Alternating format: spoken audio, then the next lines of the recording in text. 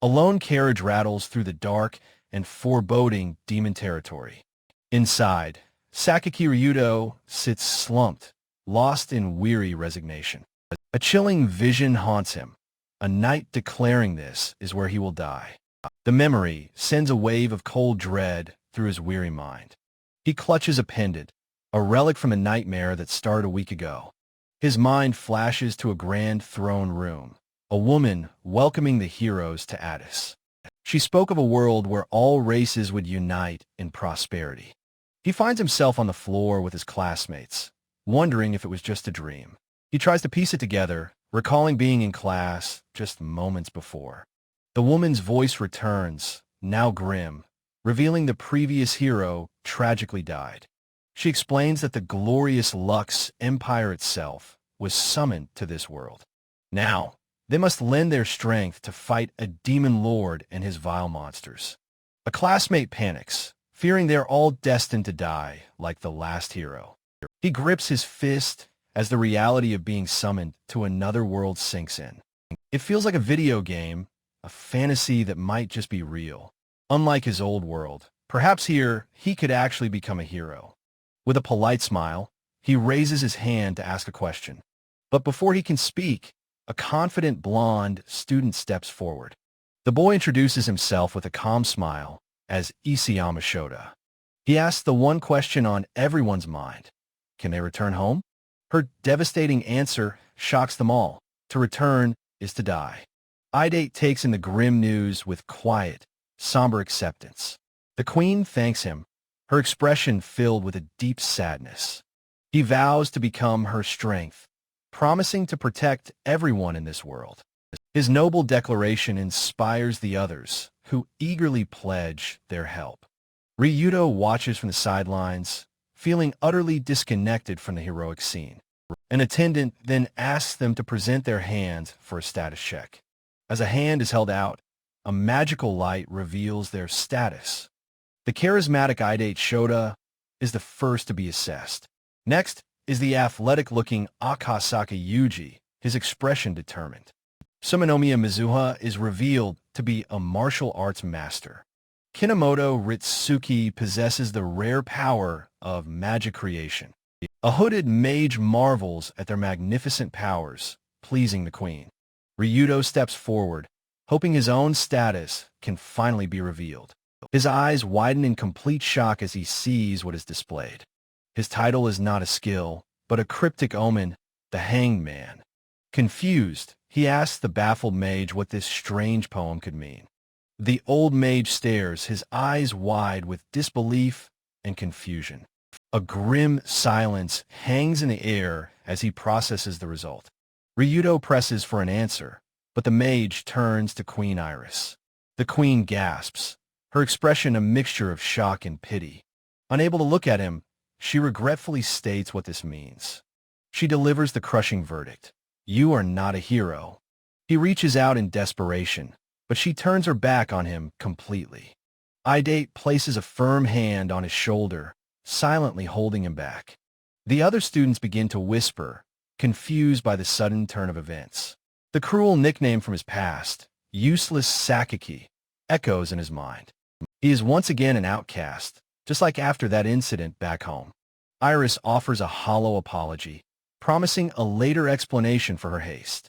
She turns to the others, cheerfully announcing their year of upcoming training. The true heroes cheer, excited for a week of sightseeing and freedom. As they celebrate, Ryudo stands alone, completely isolated from their joy. His expression is one of profound defeat, his hopes utterly shattered. He wonders if, even in this new world, there is truly no place for him. A soft voice calls his name. It is Queen Iris, her expression concerned. She apologizes for her earlier behavior and asks if he would be willing to help. She asks if he will cooperate with the Empire on an important task. A flicker of purpose returns to his eyes, a chance to be useful. He declares that he must accept, as he would be useless otherwise. With quiet determination, he tells her he understands and will cooperate. At least this way, he thinks he can be more useful than the real heroes. She rests her head against him, whispering a quiet thank you. He later finds himself with one of the other heroes, Kinomoto Ritsuki. He asks why she isn't at the banquet. She admits she is not in the mood. He thinks about her incredible magic creation ability, a truly powerful skill. Kinomoto looks up at the sky, her expression thoughtful and a little sad. She suddenly apologizes, much to his confusion. With tears in her eyes, she says it is because she was powerless to speak up. She presents him with a gift, and he blurts out, "Are you an angel?" He examines the gift, a single, beautifully crafted magical earring. She explains it will allow him to use magic, a gift from her power. He wonders how to repay her, and she asks if he can help her with something. She asks if he's truly going through with the deception, confirming his own bad feelings. He smiles, saying his life was forfeit from the start, so he will see it through. She looks on with deep concern, whispering his name under her breath. The carriage comes to a sudden, jarring halt on a dark forest road. He is thrown violently from the carriage onto the grassy ground. A soldier looks down on him, coldly stating that his job is to die here. His corpse will serve as a warning to the real heroes of what is to come. Ryudo grits his teeth, realizing he is simply being disposed of. The soldier throws his bag at him, telling him to learn his place. He is left utterly alone in the oppressive darkness, a mere mock hero. His face is streaked with dirt, his expression one of utter defeat. All he ever wanted, he thinks, was simply to be needed by someone. He thinks of Iris and his classmates, their betrayal now complete. He sinks to his knees, wondering if he is simply fated to die here. He will die achieving nothing, unneeded in this world as he was in his last. But he refuses to accept it, vowing to fight until the very end. A new resolve hardens within him as he plants his foot on the ground. A system message flashes in his vision, commencing trial. The strange, mechanical words burn themselves into his sight. He wonders what is happening, realizing it began when he entered Demon Lands. A new status screen appears, revealing his true power as the hangman. He realizes his power only awakens in moments of extreme crisis. Suddenly, his new intuition skill screams a warning of imminent danger. He turns his head toward a rustling sound deep within the forest shadows. A hulking, monstrous beast with savage eyes emerges from the undergrowth. It lets out a terrifying roar, its fangs bared and ready to kill. The reflection of the charging beast fills his terrified eye. He stands frozen as the beast looms over him, its claws ready to strike. A hulking monster's eyes glare out from the oppressive darkness. The beast's full, shadowy form appears, and a trial begins. Survive. A reward is offered for success as a voice cheers on the hangman. Ryudo dives behind a tree, narrowly dodging a vicious swipe. With 15 seconds left, his mind races, seeing no way to escape. He apologizes to Kinomoto, certain her precious gift is about to be destroyed. A brilliant wave of ice erupts from his hand, freezing the beast instantly. The timer hits 0. He realizes the pendant contained powerful ice magic. A new trial appears on his screen, ordering him to finish the job. Ryudo clenches his fist, feeling a surge of power and vengeful anger. He roars a curse at the Empire as he shatters the frozen monster. The system confirms the beast's subjugation, leaving Ryudo slightly confused. A notification declares his trial complete, granting him a boost in power. He defeated it. His first instinct is to check his status screen. Alone in a hostile forest, his priority shifts to finding food. The days become a brutal montage, beginning with a desperate flight from a giant snake. He is swarmed by curious, bat-like familiars deep within the woods. He learns to butcher his kills, surrounded by his new, strange companions. He stumbles through the rain, clutching his stomach in agony from poison. His legs finally give out, and he collapses onto the damp forest floor. Lying exhausted, he wonders how many days it's been since he's eaten. A system notification coldly informs him he is too weak to use his ability. He reaches for the moon, questioning why he must suffer just to live. His mind flashes back to his childhood, running happily with his friends. That idyllic memory is shattered by the thought of that incident. He recalls running alone, endlessly fleeing the judging eyes of others. He wonders if his life will end here, having accomplished nothing. A sudden sound from nearby cuts through his despair. His eyes snap open, his senses on high alert. Through the trees, he spots a figure moving in the darkness. He realizes someone is fleeing from something and wonders who it is. He drops to the ground, his heart pounding as he debates what to do. He grits his teeth, hesitating, torn between self-preservation and curiosity. He decides there is no time to waste and springs into action. He finds a young girl cornered by a gormok, praying for help. The monster looms over her at the cliff's edge as she warns it away. She knows a mere gormok shouldn't be this strong and calls for aid. She curses her own powerlessness against such an overwhelming foe. Ryudo's eye widens in shock as he takes in the desperate scene. He knows it's over if he dies here, thrown away in this world. But even so, he refuses to let his life be a mere stepping stone. He roars that at the very least, he will fight back for himself. He charges forward past the stunned girl, directly at the monster. With a determined snarl, he declares it a double suicide. He lands a desperate, explosive punch squarely on the monster's face. The impact sends both of them hurtling over the cliff's edge. His body tumbles helplessly through the air into the darkness below. His final, grim thought is that he has died. He awakens to the girl's furious face, scolding him for trying to die. She demands he eat while he dazedly wonders if he is still asleep. She forcefully shoves a piece of fruit into his mouth. A brilliant light erupts as he eats, feeling his strength instantly return. She orders him to lie still and recover from his ordeal. She asks if he will now obey the command of the demon lord's daughter. She smiles, pleased with his deference, and he thinks she is cute. He is startled by his own thought, telling himself to get a grip. The shocking reality sinks in. She is the daughter of the demon lord. He ponders the supreme irony of being rescued by his supposed enemy's child. A system voice calls the situation unexpected, noting the hangman's luck. He asks what's wrong, realizing she cannot hear the disembodied voice. The voice confirms she can't hear, finding the hangman amusing. It mockingly congratulates him on his act of selfish self-satisfaction. He addresses her as Relenoir. She realizes she has not introduced herself yet.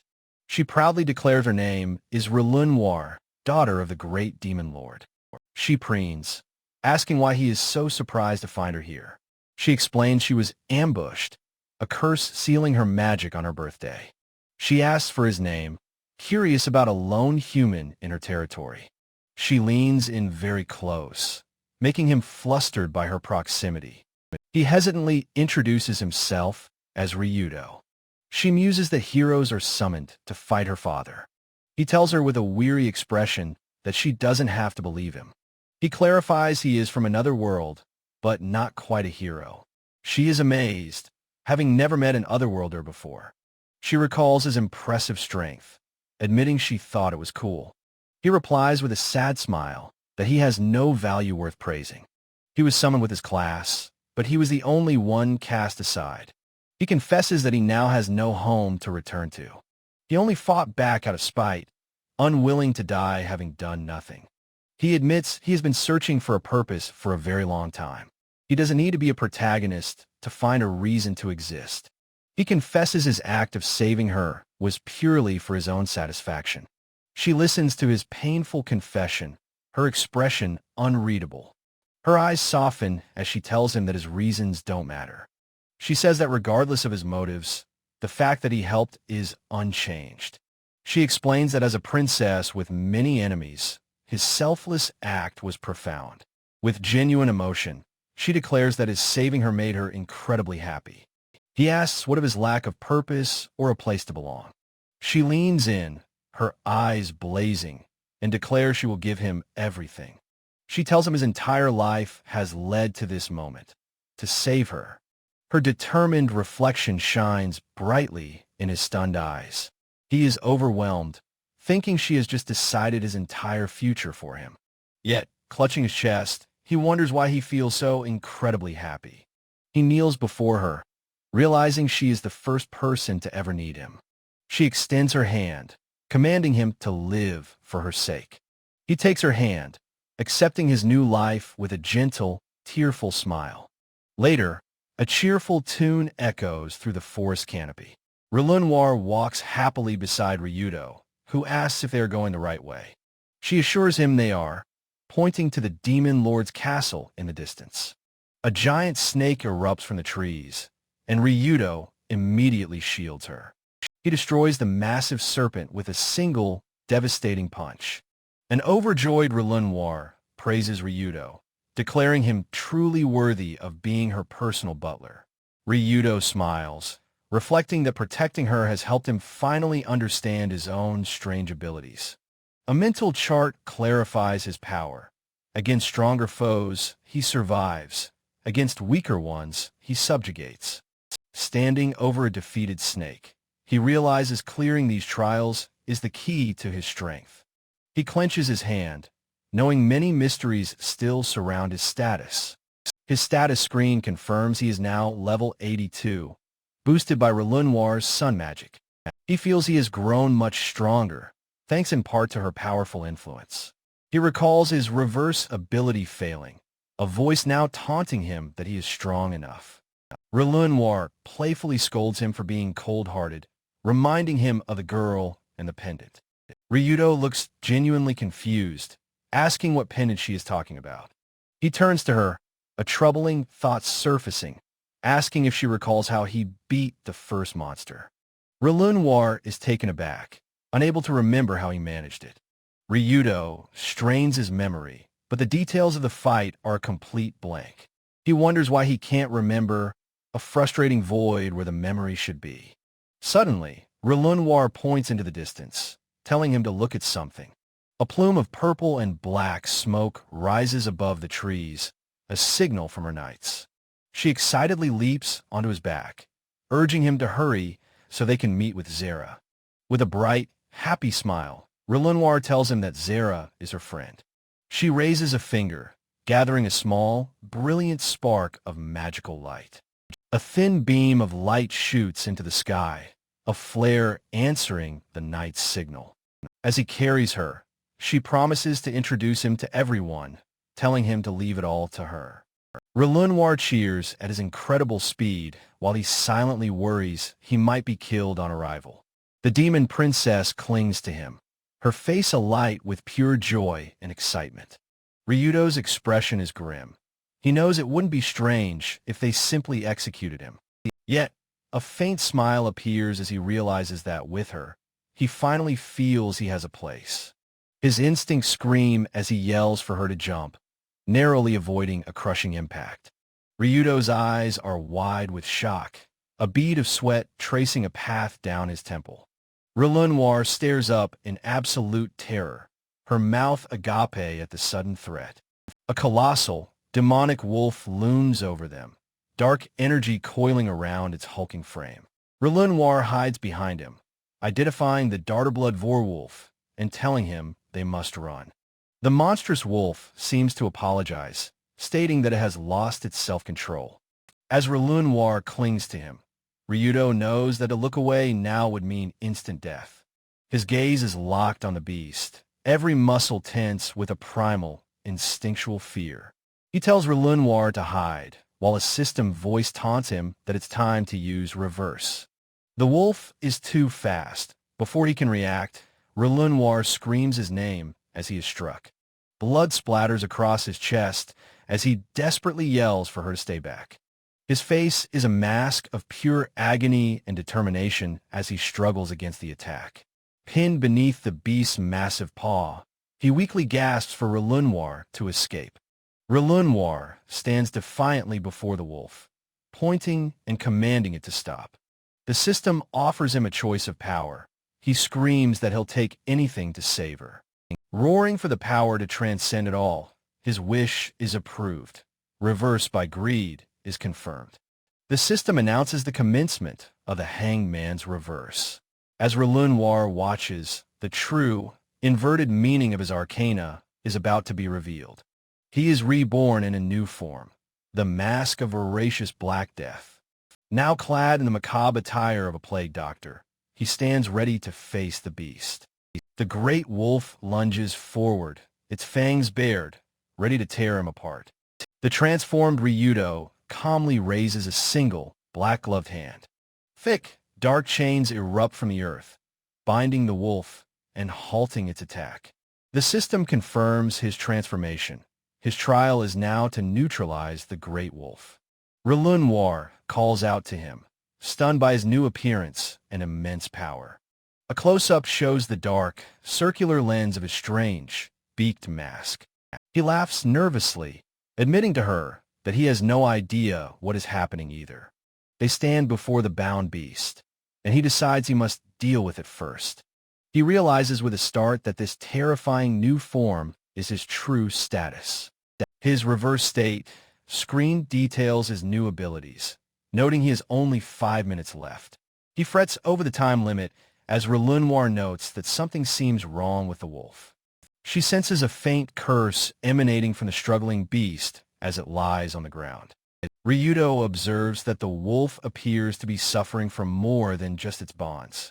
He decides to act, preparing to use his new ability, Devourer of Treasures. Placing a hand on the wolf, he unleashes his power, absorbing the dark curse from its body. As the corruption leaves it, a single tear falls from the great wolf's eye. Its gaze clears, the malevolent glow fading as the curse is finally lifted. The system confirms the beast has been neutralized, and Ryudo's power levels up. The transformation recedes, leaving Ryudo with a splitting headache as Relenoir rushes to his side. A system prompt appears, asking if he will exercise his new right of domination. He wonders what that means, as the now calm wolf looks at him expectantly. A voice explains that domination is simply an offer to become allies. The wolf considers the word ally and lets out a soft, agreeable whimper.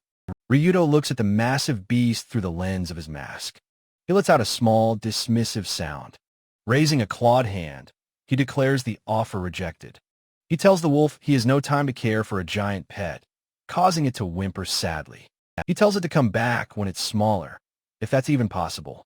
A voice warns him he's made a mistake as the wolf's tail begins to wag furiously. He is promptly smacked in the head by the wildly wagging tail. Relenoir rushes toward him, calling his name as he stumbles from the blow. She throws her arms around him, thanking him with all her heart for fighting so hard. Her eyes gleam with resolve as she vows that she will absolutely make him acknowledge her. In the distance, her retinue arrives to escort them to the Demon Lord's castle. A new chapter begins, a new life in the formidable castle of the Demon Lord. Ryudo sleeps soundly, nestled in a luxurious bed fit for royalty. His eyes flutter, consciousness slowly returning after his long ordeal. He sits up, confused, asking where he is as a voice greets him. He turns toward the voice, his expression still hazy from sleep. A maid introduces herself as Fina, head of the castle staff assigned to his care. She explains he was brought in 2 weeks ago and has been recovering under her treatment. The reality sinks in, and he stammers his thanks, shocked to be in the Demon Lord's castle. Fina presents him with a fresh set of clothes, apologizing for the timing. He looks at the folded uniform, wondering what it is for. Now dressed as a butler, he stands before a grand door as Fina announces his audience. He stands nervously, hoping he won't be killed by the enemy of the world. Taking a breath, he knocks twice and announces himself before entering. He swallows hard, preparing to face the terrifying ruler of the demon realm. A casual voice from within grants him permission to enter. A handsome, horned man greets him with a simple, "Yo, I'm the Demon Lord." The Demon Lord tells him to relax and take a seat, gesturing to a nearby sofa. He introduces himself as Altriide, Alt for short, and Ryudo cautiously greets him. Ryudo is stunned, thinking that this casual man is nothing like the Demon Lord he imagined. Alt's expression grows serious as he says he has heard the story from his daughter. The ruler of all demons bows deeply, thanking Ryudo with profound sincerity for saving Relenoir. The demon lord Alt begins their meeting, stating his position is not one for rash actions. He asks Ryudo about his power, noting the Lux Empire declare him powerless. Ryudo holds out his hand, preparing to reveal his status to the demon lord. Alt confirms he sees nothing, puzzled by the true nature of Ryudo's ability. Ryudo reveals the cryptic title he was given, the hangman. Alt leaps from his throne in shock, realizing it's an arcana and demanding to know who saw it. Ryudo explains it was an old man with a staff, a detail that brings understanding to Alt's face. Alt tells a stunned Ryudo his power wasn't invisible. It was deliberately hidden from view. This concealment, Alt explains, is a rare and powerful skill belonging to a hermit. Ryudo's hand clenches into a tight fist as the terrible truth begins to dawn on him. He asks Alt to explain the nature of the powers known as the Arcana. Alt describes the Arcanas as mysterious, incredibly strong abilities held by a select 21 people. The Hermit's power can even hide memories, a tool the Empire used to neutralize Ryudo. Alt deduces the Concealer has no loyalty to the Empire that summoned Ryudo as a hero. He asks if Ryudo was fed the lie that demons are the evil masters of monsters. A diagram reveals this is human propaganda. Demons are hostile only to humans. Ryudo understands now that if the demons were evil, Relenoir would have attacked him. Alt explains the Empire's cruel deception, turning heroes into brainwashed weapons for their cause. Ryudo seethes with anger, dismissing the Empire's actions as pathetic and selfish. Alt observes the young man's reaction with a subtle, knowing smile. He presents Ryudo with a choice: prove his power, and he could return to the Empire. Alt states he will respect Ryudo's will, even if he chooses to serve the Demon Lord. Ryudo makes his decision clear, declaring that the Empire can frankly go to hell. His bold defiance earns a hearty, booming laugh from the Demon Lord. Relenoir enters, and Alt playfully remarks on how interesting a fellow Ryudo is. Ryudo nervously wonders if the castle's residents will truly accept his sudden employment. Alt sheepishly admits that he might have been a bit forceful in hiring him. He encourages Ryudo to go with Relenoir, assuring him he will understand soon enough. They arrive at a massive coliseum, the stands packed with a roaring, expectant crowd. Ryudo looks around the grand arena, wondering what is about to happen. In the distance, he sees Relenoir speaking with two powerful-looking women.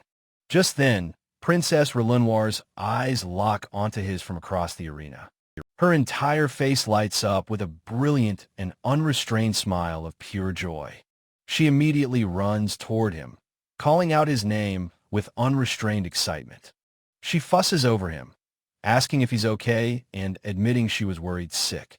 A woman with ram horns playfully asks if they can join the happy reunion. The two women, Nell and Zara, stand with an aura of confident authority. Relenoir introduces them as her mage, Nell, and the vice commander of the knights, Zara. Zara offers a curt greeting, her cold expression making her disapproval perfectly clear. Ryudo is taken aback by her formal and unwelcoming tone.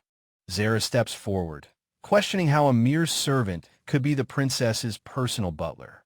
"Don't make me laugh, human," she snarls, her contempt radiating from her. Relenoir quickly intervenes, telling Zara she will not fail to acknowledge him. She reminds Zara that Ryudo is her benefactor, though he doubts he'll be easily accepted. The princess explains that this is precisely why she has arranged this grand event. She challenges Ryudo to prove to everyone how worthy he is of serving her. He must demonstrate his worth before the entire court in a trial by combat. Zara informs the human that he will face one of her elite beast knights. Ryudo accepts the challenge, knowing a decisive victory will settle the matter for good. Relenoir gives him a final, fierce look, her unspoken command clear in her eyes. He meets her gaze with a confident smile, assuring her he will act as she wishes. The armored knight scoffs at Ryudo's bare hands, feeling completely underestimated. Ryudo calmly states that he has never used a weapon before, seeing it as a matter of practice. With a roar of "Begin!" the knight charges forward to start the duel. Ryudo's expression remains utterly placid as he watches the massive weapon descend. He sidesteps the blow with ease, the halberd shattering the stone where he just stood. From the stands, the princesses critique the knight's clumsy attack and Ryudo's incredible reaction. The knight grows frustrated, taunting Ryudo and asking if he's too scared to fight back. Ryudo notes that his opponent's taunt was clearly meant as a threat. He stops and turns with a cool smile, asking if there's any need to dodge. The knight's eyes widen with fury at the sheer audacity of his opponent. He lunges forward with a furious scream, bringing his weapon down with all his might. In a stunning display, Ryudo catches the massive axe head in his bare hand. He holds the weapon completely still, his grip like a vice of steel. The knight can only stare, his mind reeling in utter disbelief at the impossible feat. With a sharp, sudden twist, Ryudo shatters the weapon's thick wooden shaft. His eyes are cold as he prepares to end the duel in a single move. A swift, precise kick sends the heavily armored knight sprawling to the ground. The knight gasps, defeated and unconscious before he even hits the floor. The entire Colosseum, filled with demons and beastmen, is shocked into a dead silence. Zara is aghast, unable to comprehend his absurd physical strength despite his amateurish movements. She is left utterly speechless, her initial assessment of him completely shattered. She walks onto the arena floor, her steps heavy with the weight of her misjudgment. The announcer declares Ryudo the winner, and the stunned silence erupts into a thunderous cheer. Relenoir triumphantly announces that there are no more complaints and calls for a welcoming party. She excitedly tells Ryudo to follow her, her pride in him evident. She stops and turns to him, her expression softening for a moment. Ryudo kneels before her, renewing his pledge to serve her with all his heart. He feels a profound sense that this is his true beginning in this new world. Relenoir looks down at him, commanding him to live up to the great expectations she has for him. He takes her offered hand, promising to live his new life as she wishes. The scene shifts, showing the grand and imposing exterior of a luxe castle. Inside, Iris stands on a wide staircase before the remaining heroes, Idate and Akasaka. With tears streaming down her face, she delivers the false news of Ryudo's death. She apologizes profusely, feigning grief for her failure to protect their schoolmate. Ritsuki angrily insists Iris is not to blame, while the boys callously dismiss Ryudo's fate. Another girl chastises the boys for their cruelty, while Mizuha tries to comfort a distraught Ritsuki. Ritsuki's eyes narrow with contempt, seeing the entire situation as a pathetic farce. Akasaka sneers that it's good Ryudo is dead, glad to be rid of him. In a flashback, a guilt-ridden Ritsuki wishes she had stopped Ryudo from leaving that day. The voice of a court official echoes, saying the son of a murderer was better off dead.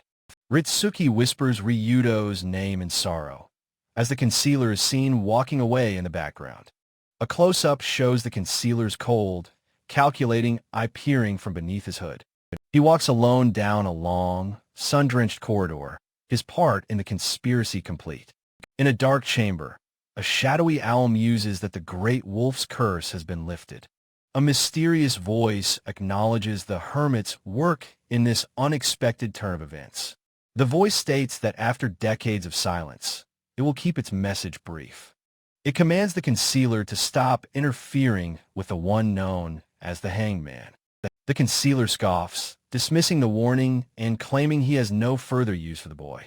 He reflects on his experiment to drive Ryudo to despair, musing on its unexpected results. In the shadows, the concealer dismisses any meddling with Ryudo's memories as irrelevant. He envisions a grand convergence of heroes and nobles at the Imperial Academy. Tarot cards fall through a white void, signaling a turn of fate. Ryudo is revealed as the missing 13th arcana, the hangman. He is a unique existence, a power with limitless potential, the wild card. The concealer declares the end of leisure. An age of upheaval is now upon them. Beneath the dark canopy of a dense forest, a new chapter quietly begins. A single barefoot steps through the tall grass, moving with silent purpose. A girl with wild, untamed hair follows a scent, her instincts her only guide. She gazes upon the demon lord's castle, the source of the familiar smell. "I finally found you," she whispers from the bushes. "Master." The grand castle stands as a beacon in this strange, new world. Inside, Ryudo sleeps peacefully, completely unaware of his mysterious visitor. A soft rustling sound at the foot of his bed stirs him from his sleep. He opens his eyes to see a strange, wolf-eared girl curled up on his bed. With a loud cry, he jolts upright, completely startled by her presence. Awakened by a shout, the girl sits up, rubbing the sleep from her eyes. She looks up at him, happily explaining she became small just to see him. Utterly bewildered, Ryudo stammers, asking who in the world she is. Demon Lord Alt enters, casually observing the unusual beast person with a smile. Ryudo frantically tries to explain that he has no idea who she is. The girl says that her master healed her when she was hurt in the forest. Ryudo realizes she means the trial, but insists it was just a monstrous beast. She explains someone told her to become small and come find him. A memory of the massive, terrifying Vorwolf flashes through Ryudo's mind. With a determined nod, she confirms she is indeed that very same wolf. Alt repeats the word wolf, his curiosity growing. Ryudo recalls the Darterblood Vorwolf, but never heard of it taking human form. Alt reveals the creature's true, terrifying name, the death-wailing Great Wolf. The maid Fina is consulted, and she states that such a thing is impossible. She quickly amends her statement, saying she wishes it were impossible. But since Ryudo is an arcana wielder, she concedes there might be a chance. Fina begins the grim tale of the Guru, who inherited the blood of beasts. Their power was feared, leading the other elves to hunt them to extinction. The legend speaks of a single, tragic survivor from the brutal purge.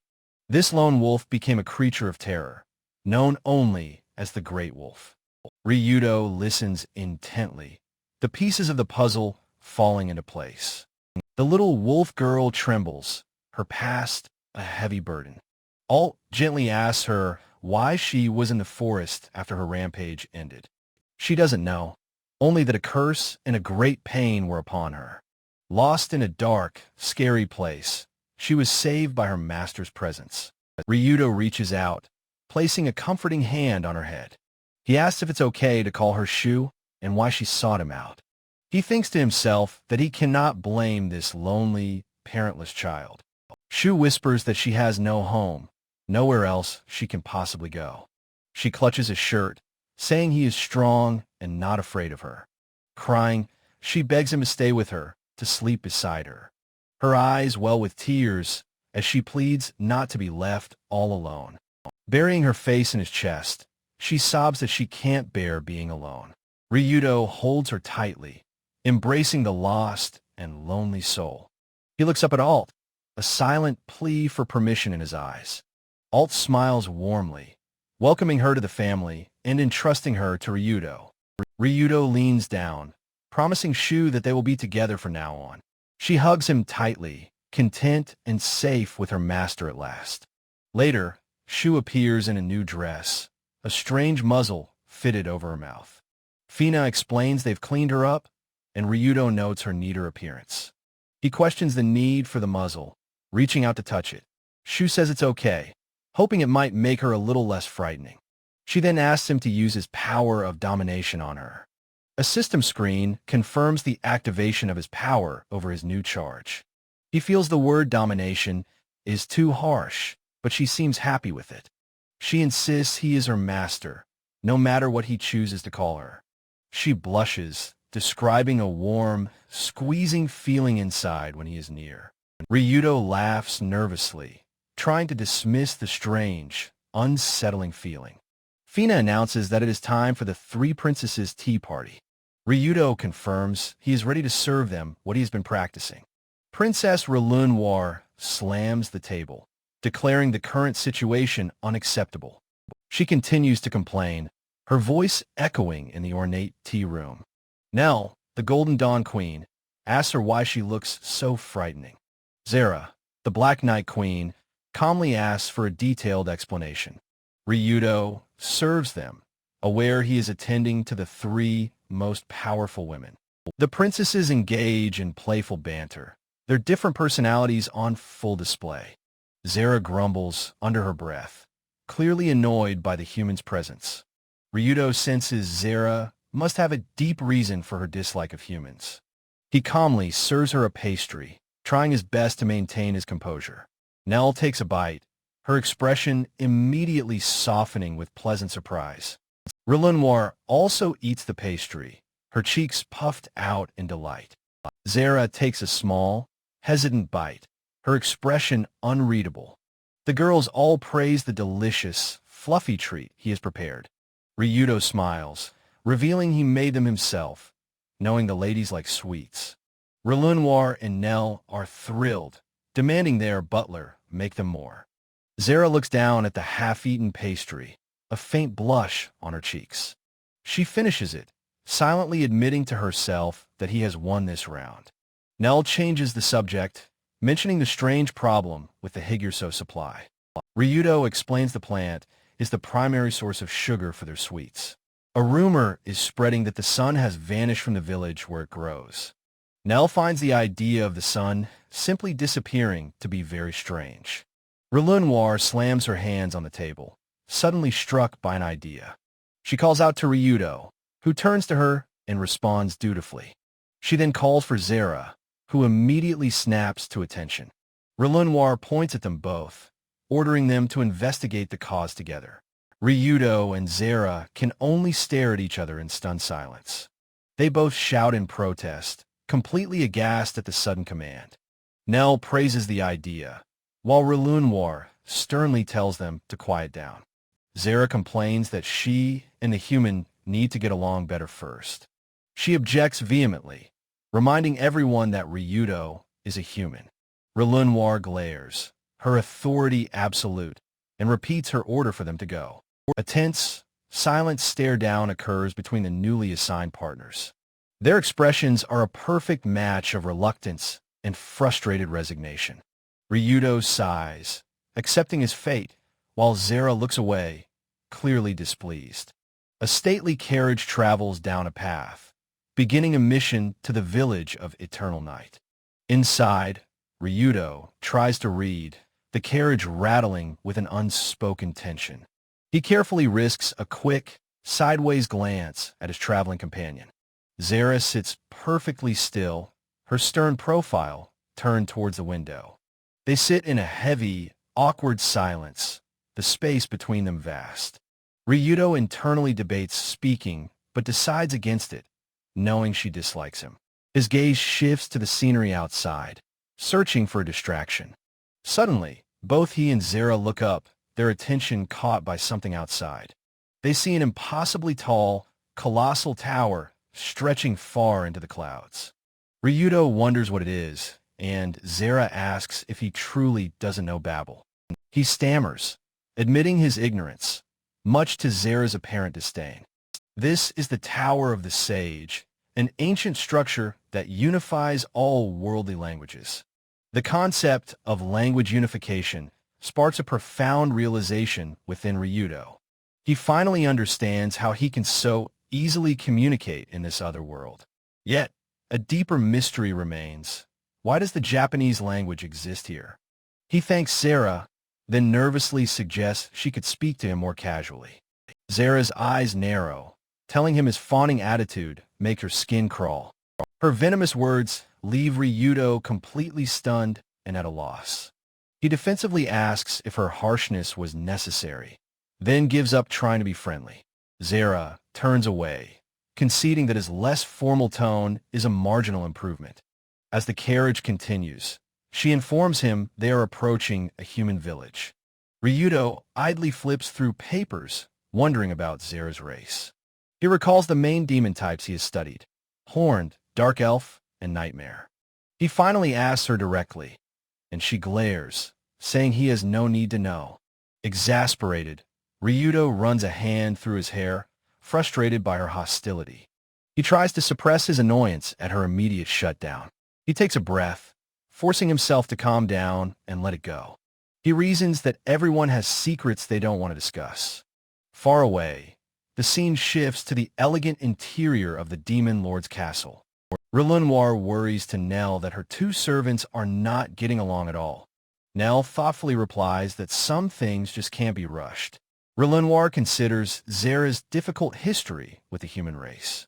She remains certain they will be friends, seeing a strong resemblance between them. Nell playfully asks if she's worried Zara might steal her butler, shocking Relenoir. The princess flusters, insisting Ryudo loves her, while Nell laughs at her panic. Nell smiles, assuring her friend she can handle her own curse as the devil. Back in the forest, the sun has vanished, replaced by an unnatural twilight. Zara notes they're near the village, and so far, things seem normal. Ryudo looks up at the sky, questioning if the sun is truly still there. He wonders if the rumors were just a lie, but Zara thinks otherwise. She points out the diminished supply of higurso as proof of the problem. Suddenly, the air grows heavy and dark, a palpable shift in the atmosphere. Ryudo's expression turns serious as he senses the impending danger. The world around them is plunged into a deep, starless night. Ryudo is shocked, realizing they've walked into the anomaly upon entering the area. A familiar black text box appears in his vision, commencing trial. His eyes widen in alarm as the system officially begins its challenge. He turns to Zara, asking if she is okay, regretting his own slow reaction. Zara calmly assesses the situation, identifying it as a powerful barrier. An orc monster lunges, but Zara is faster, her blade already drawn to meet it. In a single, clean stroke, the creature's head is sent flying through the air. Ryudo watches in awe as Zara stands over the twitching, headless corpse. The body collapses to the ground with a wet, final thud. She coolly explains that monsters become far more active during the night. Sheathing her sword, she warns him to remain vigilant and stay on his guard. Ryudo is left momentarily speechless, impressed by her immense strength. They continue down the path into the unnaturally dark forest. Zara pauses, glancing back over her shoulder with a thoughtful expression. She tells Ryudo to go ahead to the village. She will join him shortly. He watches as she turns and disappears into the dense, dark foliage. Zara comes across the headless corpse of another monster lying on the path. The village of Eternal Night is quiet, its buildings lit by lanterns. A man in armor thanks them for coming to investigate the strange phenomenon. A local woman laments that without the sun, none of her laundry will dry. Another villager suggests they speak to the old woman who runs the inn. Ryudo stands outside the establishment, confirming the rumors of endless night are true. Zara suddenly appears behind him, startling him with a sharp hey. She curtly asks him what information he managed to gather on his own. He explains that an old woman at the inn may have some answers for them. They both look up at the large, three-story inn before them. Inside, Zara sits patiently while Ryudo listens to the innkeeper's story. The elderly woman recounts seeing the silhouette of a dragon atop the mountain. Ryudo questions her, and Zara notes the Adventurers Guild wouldn't believe such a tale. He thanks the woman, privately thinking a dragon seems like a fairy tale. As they walk upstairs, he asks Zara if she heard the old woman's story. Zara seems oddly flustered, quickly suggesting they rest and investigate tomorrow. Her sudden compliance is strange, but Ryudo decides not to press the issue. They part ways in the upstairs hallway, heading to their separate rooms. As she turns, a small, almost imperceptible smile touches Zara's lips. Ryudo enters his room, letting out a long, weary sigh. He turns the lock on his door, finally alone with his thoughts. The room is simple and Spartan, furnished with only the bare essentials. He sits on his bed, loosening his tie, feeling a small sense of progress.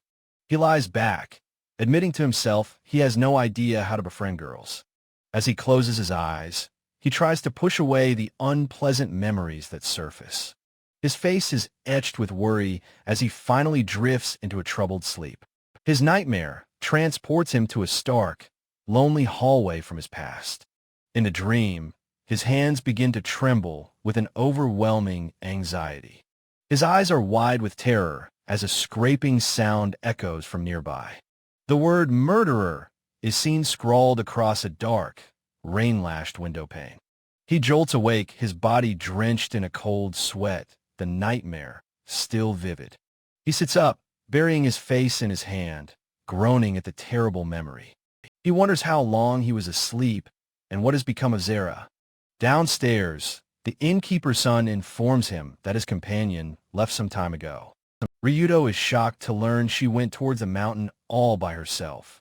His foot hits the dirt path as he rushes out of the inn.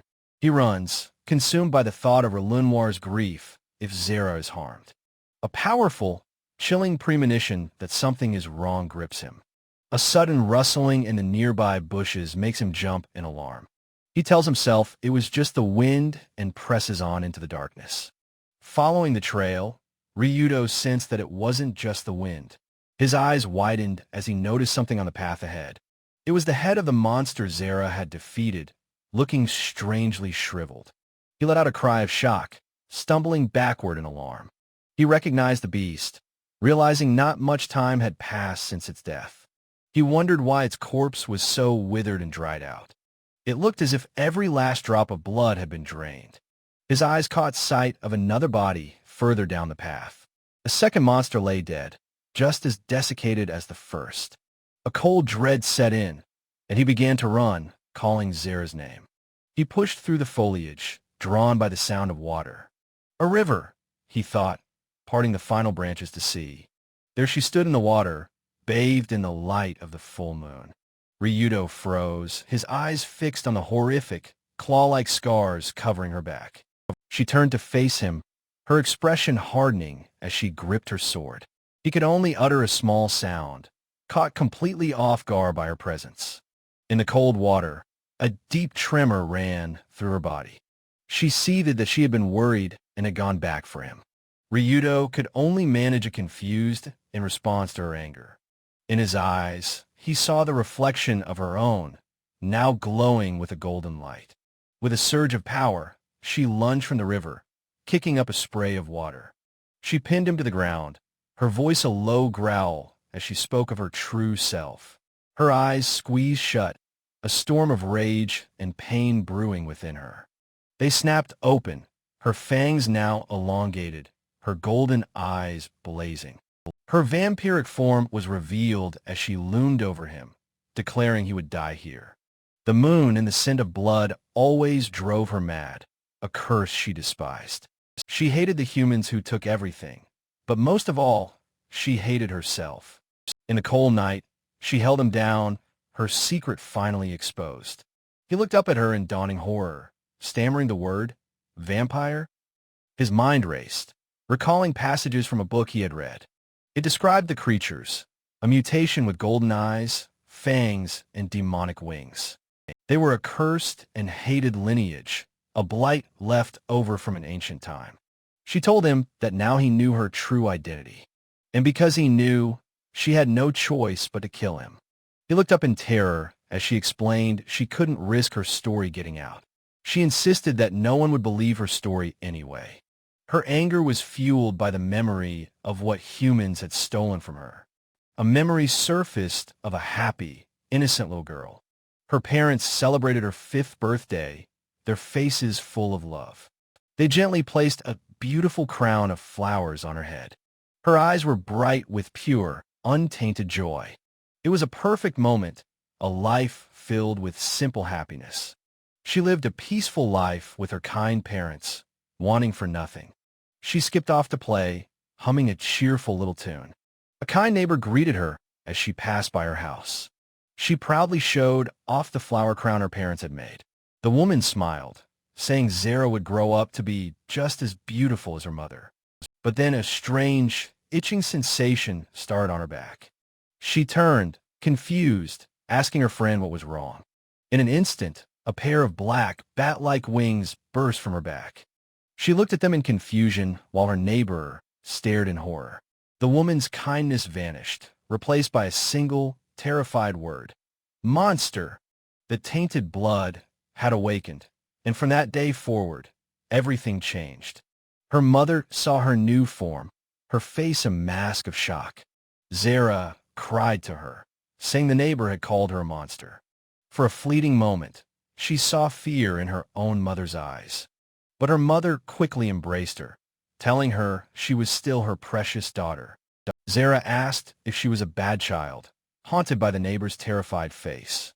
Her loving parents reassured her that she was a good girl, promising a picnic.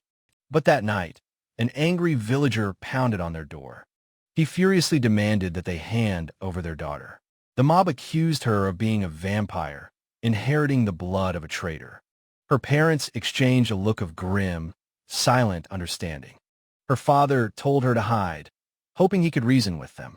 Her mother gently stroked her hair, telling her she was still a kind child. She looked at her daughter one last time, her eyes filled with sorrowful love. In a final, desperate embrace, she whispered, "I love you." Her mother's smile was the last thing she saw before the horror began. Young Zara watched, her world crumbling around her. A chaotic scene of fire and violence erupted as her parents were attacked.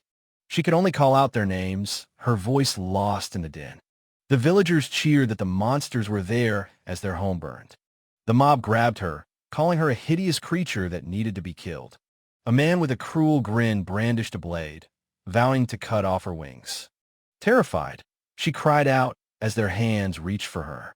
Her beautiful flower crown, a symbol of her lost innocence, fell into the fire. Her sword, a relic of her pain, lay beside her in the present. Tears streamed down her face as she asked what her parents had ever done. She cried out, questioning why she had to suffer for the blood in her veins. In her words, Ryudo's eyes widened with a sudden, painful recognition. He was thrown back to the whispers of his classmates. His parent is a murderer.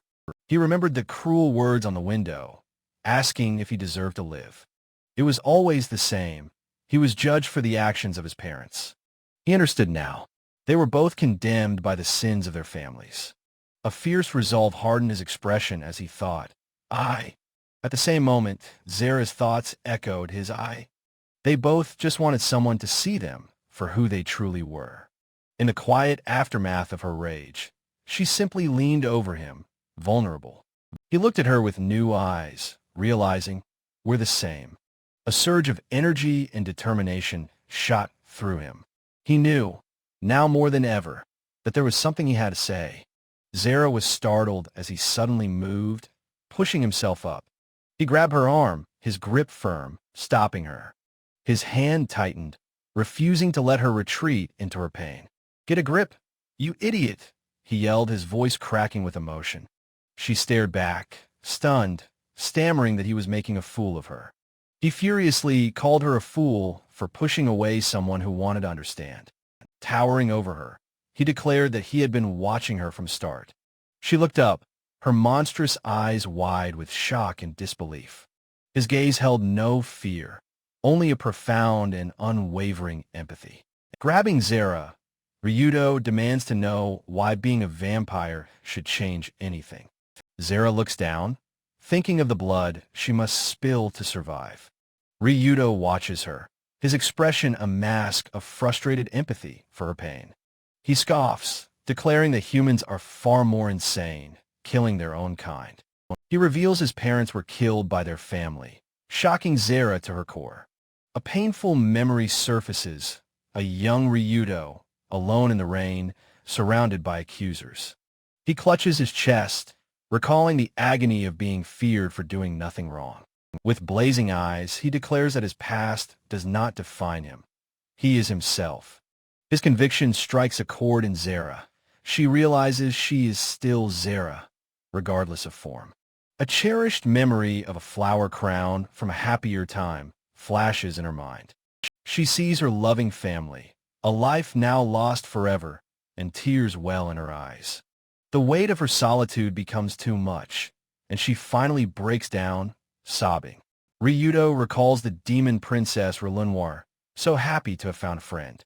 He remembers her joyful declaration of their friendship in the forest. He thinks of Alt and Fina, who gave him books to understand Zara's curse. He recalls the mage Nell, who always watched over Zara with deep concern. He knows everyone in the demon lord's castle cherishes Zara. Weeping, Zara wonders if her life has any meaning beyond causing trouble. Ryudo tells her that if she died, everyone would be sad, and he would hate it. She looks up, her voice a whisper, asking if he is not afraid of her. Under the full moon, he assures her he is not scared and never meant to harm her. He says she is simply a normal, cute girl who enjoyed the pastry he made. His simple kindness shatters her defenses, leaving her blushing and speechless. Calling her a fool for her self-loathing, he pulls her into a firm embrace. In the quiet forest, he holds her as her long-suppressed wish to live finds its voice. Later, the full moon shines through the window of their room at the inn. In the kitchen, Ryudo inspects a small, glowing fire magic stone. He places the stone beneath a small pot, preparing to heat something. The magical stone flares to life, its energy quickly warming the pot. A status screen reveals he is Ryudo Sakaki, level 116, the hangman. He pours warm milk, noting Relenoir's magic has stabilized his own power. With 2 steaming mugs, he hesitates, wondering if he should go to Zara's room. Just then, the door opens and Zara appears, holding a pillow, unable to sleep. He looks up, surprised to see her standing there. She stammers, and he immediately offers her the hot milk he just made. A fragile truce forms as they sit together on his bed in a comfortable silence. The quiet moment is filled only by the soft light filtering through the window. He notes how close she's sitting, and she shifts, a faint blush on her cheeks. She asks him what's wrong, but he replies that it's his line to ask her. He suggests they rest for a bit before beginning their investigation in earnest. Zara takes a subtle glance toward Ryudo's neck. She notices the faint scars there, a silent testament to his own painful past.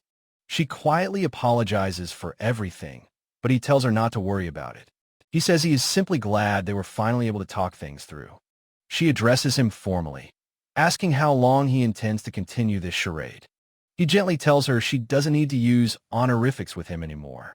He insists that such formal language is unnecessary between them now. He tries her name without the formal suffix, Zara, startling her. She becomes completely flustered, stammering at his casual tone. She attempts to call him by his first name, but can't get the word out. She covers her blushing face, overwhelmed by this new, unfamiliar intimacy. Their mission resumes as they stand on a barren, moonlit mountain peak. Now in their proper attire, they walk across the desolate, rocky landscape. Ryudo shivers, sensing a heavy, oppressive presence in the air. Zara confirms she feels it too, lending credence to the dragon legend. She explains the tale of the sky dragon, Gildyug a pillar of creation. A mysterious voice suddenly speaks in Ryudo's mind, teasing him about his new companion. The voice complains loudly about being woken from its nap after so long. It introduces its nickname, Uldia, and warns Ryudo that he is no match for it. Ryudo is unsettled, wondering about the identity of this telepathic entity. The ground suddenly trembles as the voice declares its patience has run out. Ryudo warns Zara to be on guard, sensing the imminent danger. A massive, powerful footsteps onto a crumbling cliff edge. Below them, the colossal form of the sky dragon is revealed, coiled among the rocks. It lifts its massive head, its talons digging into the stone. Its ancient, powerful eye snaps open with a flash of light. With a deafening roar that shakes the mountain, the dragon lunges. It swings its tail, unleashing a shockwave that shatters the ground. Zara grabs Ryudo, pulling them both back just as the attack hits. The dragon lands before them, its immense size dwarfing the landscape. Ryudo shouts that they have not come to fight, begging it to listen. The dragon dismisses him, refusing to hear the nonsense of foolish adventurers. Ryudo's internal system activates, confirming hostile intent from the dragon. A new, impossible trial appears in his vision: pacify the sky dragon.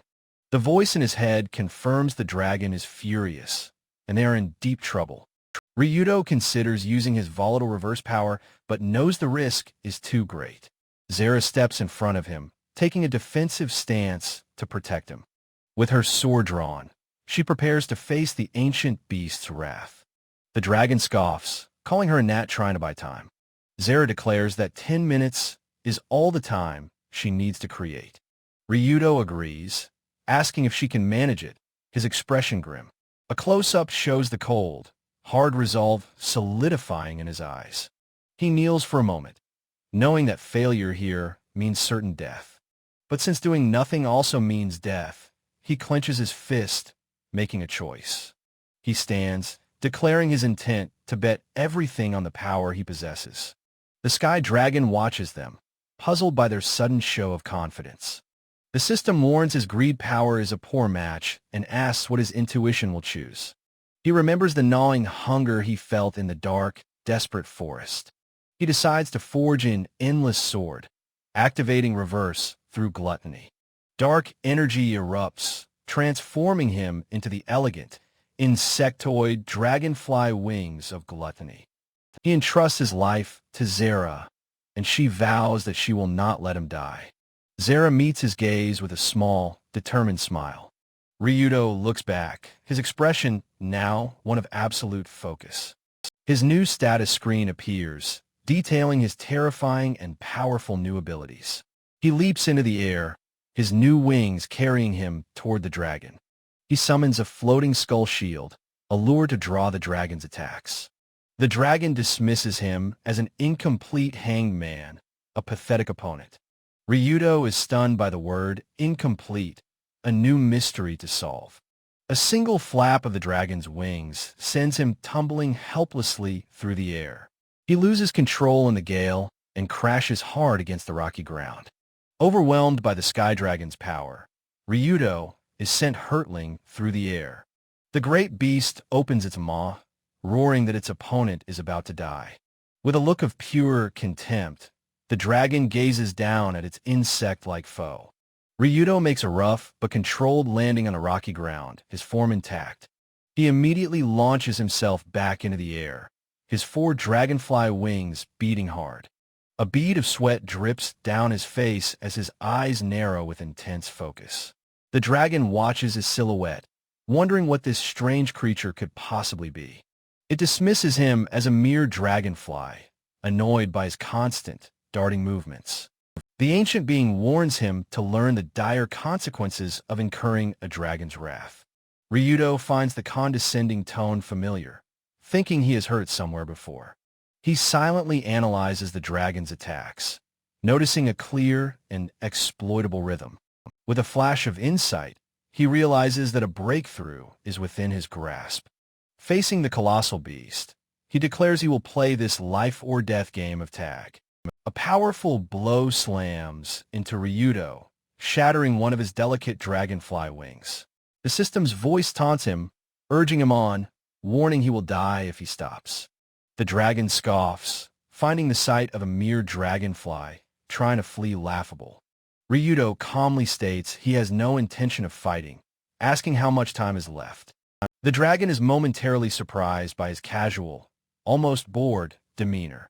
His eyes catch a flicker of movement on a distant cliff edge. Zara stands there, sword planted before her, as a powerful crimson aura gathers. The dragon recognizes this immense power as the dark legacy of the Vampire King. It mutters that this is becoming troublesome and it cannot afford to be careless. Ryudo sees the dragon's distraction, a spark of opportunity in his eyes. He yells a challenge, warning the beast not to lay a single hand on Zara. In an instant, The dragon's claw strikes, sending him crashing into the rock face. The colossal beast lands with a ground-shaking thud. Blood sprays from Ryudo's side as the impact leaves a grievous wound. He slumps against the rocks, clutching his injury, his breath ragged. The dragon sneers that such pathetic provocations from a winged insect are meaningless. It gloats that it could turn him into mincemeat in just 2 seconds if it wished. Ryudo is horrified, realizing the dragon has been holding back its true power. The dragon roars, recalling every time it had to soften its blows to protect the mountain. Its massive claw slams down, deliberately avoiding the land to prevent a rock slide. It seems to be guarding something, a small cave hidden amongst the rocks. Ryudo's eyes widen in alarm as he senses something is about to emerge. He prepares for one final, all-or-nothing attack. He knows this single blow is his only chance, begging it to devour the dragon's magic. With a desperate roar, he unleashes a torrent of dark, swirling energy from his hand. A blinding explosion of light and shadow consumes the entire mountaintop. The last of Ryudo's dragonfly wings disintegrates into dust.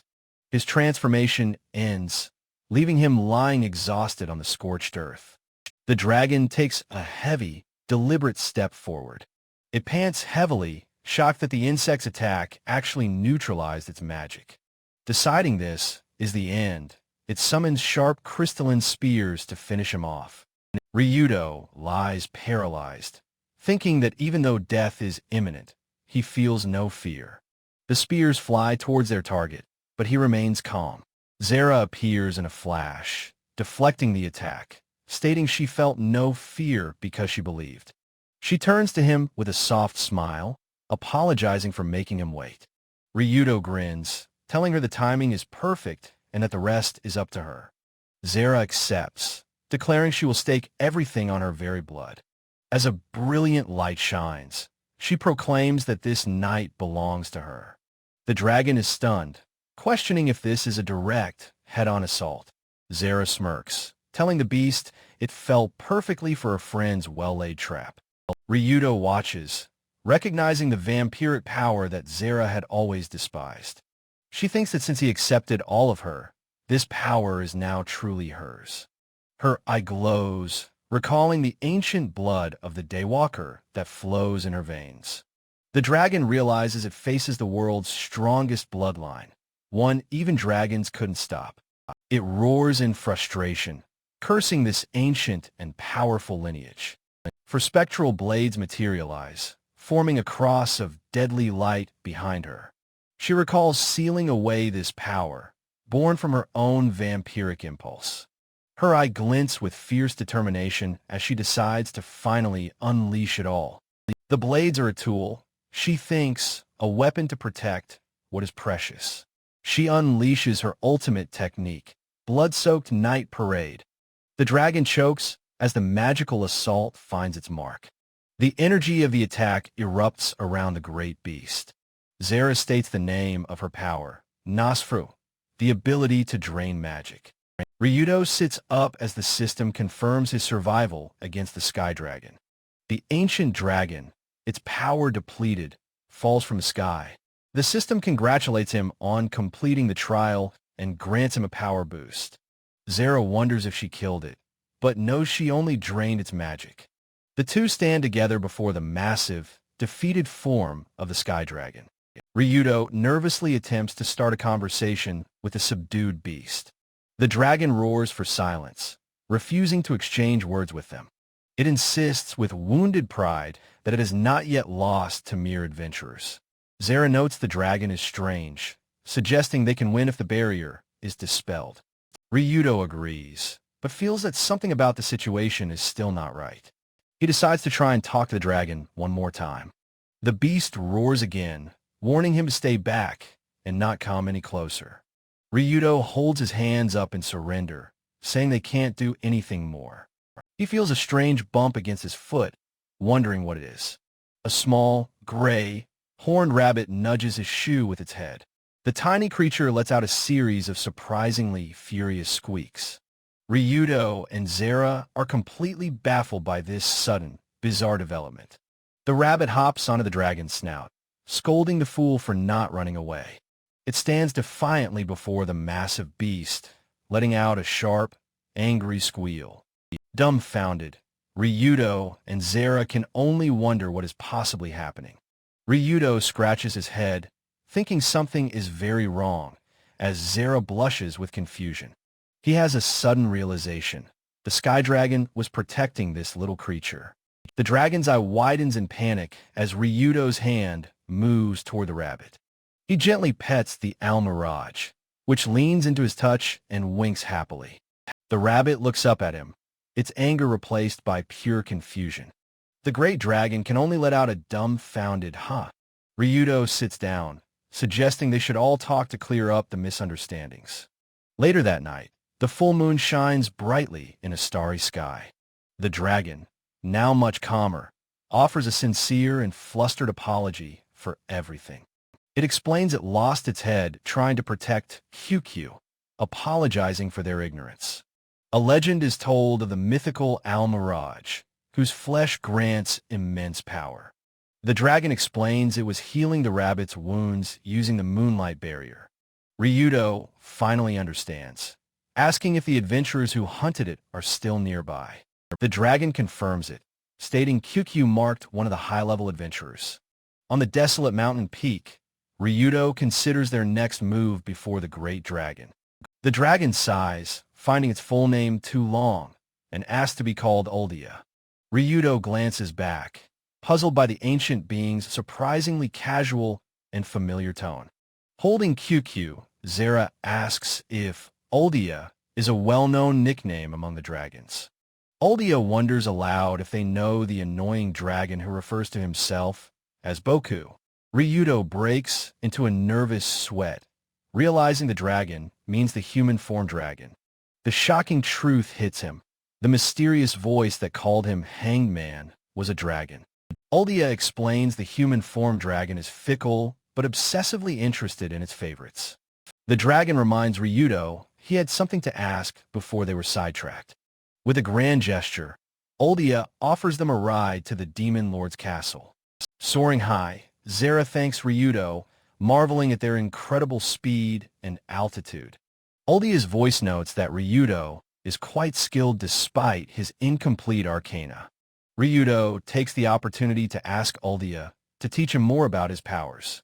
A spread of 21 tarot cards appears in the sky of Ryudo's mind. Oldia agrees to explain the concepts of Heaven's Gift and Succession to him. The dragon begins its lesson, stating there are two ways an arcana can manifest. It details succession, where power is inherited once specific conditions have been met. Heaven's Gift is random, which Ryudo realizes must be how he got his power. Oldia reveals that Ryudo's hangman was originally a succession arcana, shocking him. He asks why his power is incomplete. Oldia remembers the previous hangman. The dragon recalls that the former wielder's strength was a mass of pure unreasonableness. Ryudo absorbs this, a bead of sweat on his cheek, as he understands the stakes. Looking down at the world, he resolves to become strong enough to protect everyone. His gaze hardens with a fierce determination to grow even stronger for his new life. Suddenly, Zara slumps against his back, her arms locking around his waist tightly. He turns in surprise, asking Zara what is wrong as she leans heavily on him. She gasps that her vampiric bloodlust is raging after using too much magic. Understanding, Ryudo calmly offers his neck, asking if she needs to drink his blood. She apologizes, promising gentleness, then lunges while calling him suddenly untrustworthy. Zara bites down, a soft glow enveloping her as she drinks from his neck. Ryudo's eyes spiral as he is overcome by the surprisingly pleasant, dizzying sensation. A system notification appears, and he realizes this is the feeling of succession. His consciousness returns as he awakens in the familiar comfort of his castle bedroom. A small, strange figure wearing a plague doctor mask stands silently over his bed. Ryudo recoils in absolute shock, startled by the bizarre figure in his room. He sits up abruptly, crying out in confusion, asking who and where he is. The mask lifts to reveal Shu's smiling face as she warmly welcomes him home. The maid Fina enters, explaining she has heard the mission report from Lady Zara. Fina says she tailored the outfit for Shu, who now proudly shows off her new gear. Ryudo pulls his young ward into a hug, glad she can join them on investigations. He reflects that his week-long absence must have caused her a great deal of worry. Patting her head, he tells Shu the new outfit looks fantastic and really suits her. He adds that it's a shame to hide her cute face behind the ominous mask. As they debate, Fina is cut off by the furious shout of Princess Relenoir. Relenoir stands in the doorway, relieved he is awake but visibly fuming with anger. She complains about how worried she was, while Zara holds up a sign of apology. Relenoir gets right in Ryudo's face, demanding to know if what Zara said is true. Her eyes narrow, a dangerous glint appearing as she assesses the situation. She turns away from him, her silence filling the room as Fina and Shu watch. Fina excuses herself and Shu, leaving the princess and her butler to talk alone. In a quiet room, Ryudo sits tensely on his bed, facing the silent princess. He nervously tries to get her attention, but she remains still, her back to him. Her long crimson hair completely hides her face, masking her turbulent emotions. She spins around with a defiant huff, her cheeks puffed out in a furious pout. With another dramatic flounce, she turns her back on the utterly bewildered Ryudo. She remains turned away, her silent treatment a powerful weapon against her butler. Ryudo panics, his mind racing as he tries to figure out what he should do. She snaps his name, her voice sharp and demanding, though she still won't look. She whirls around, demanding to know if he was lonely during their week apart. He is completely stunned in his silence by her direct and intensely emotional question. She presses him again, insisting that he must have missed her terribly while he was away. Satisfied by his stammered agreement, she regally offers him a hug as his reward. He weakly protests that it would be disrespectful, but she declares it is in order. With a look of weary resignation, Ryudo gets up to follow his princess's command. He steps forward, murmuring that he will do as she wishes, accepting his fate. In a room filled with sparkling light, he gently embraces the pouting demon princess. Resting against his chest, her anger fades as she softly asks if he likes her. He holds her close, answering with a gentle smile that he deeply reveres her. She blushes, accepting his answer for now as she pulls back from the embrace. After a quick peck on his cheek, she dashes off, telling him to hurry up. Ryudo is left standing alone, hand to his cheek, watching her go in a daze. He collapses to the floor, clutching his head, overwhelmed by the emotional ordeal. The scene shifts to the Demon Lord's castle tea room for a formal conference. Princess Relenoir stands proudly, officially commencing the 32nd Royal Conference. Nell claps her hands with delight, exclaiming how cool and impressive Relenoir is. Zara agrees, praising her princess's majestic and powerful declaration of authority. Fina and Shu applaud politely, showing their quiet support for the grand occasion. Zara notices the tiny rabbit, QQ, squeaking atop Uldia's human form head. Uldia, now a beautiful dark-skinned elf, calmly sips tea, saying it's good to be lively. Ryudo confirms her identity, awkwardly agreeing with her that her new form is cute. Uldia blushes brightly at the compliment, much to Ryudo's continued bafflement. Relenoir cuts off the idle chatter, bringing the meeting's focus to the mission. She calls upon Ryudo and Zara to deliver their report on the investigation. Zara begins her formal report, stating that the mission was a great ordeal. She confirms the dragon's barrier is gone and life has returned to the village. Relenoir eyes her suspiciously, promising to interrogate her about her new bond later. QQ squeaks, bringing the meeting's focus to the adventurers it has marked. The princess calls on Nell to provide her tactical analysis of the situation. Nell explains that QQ's tracking magic is too complex to remove without the caster. Zara suggests simply killing them, but Nell insists on a bloodless resolution. Shu offers to eat them, which Nell dismisses as a morbidly amusing black joke. Nell playfully suggests using her male-only inability curse on the adventurers. She winks, teasing them by refusing to say what the curse renders men unable to do. Relenoir dismisses their ideas, declaring that she has a far superior plan. Holding up a book, she says they must make the adventurers thoroughly terrified. She points the book directly at Ryudo, calling his name with absolute authority. She announces her grand plan to build his reputation as a fearsome demon.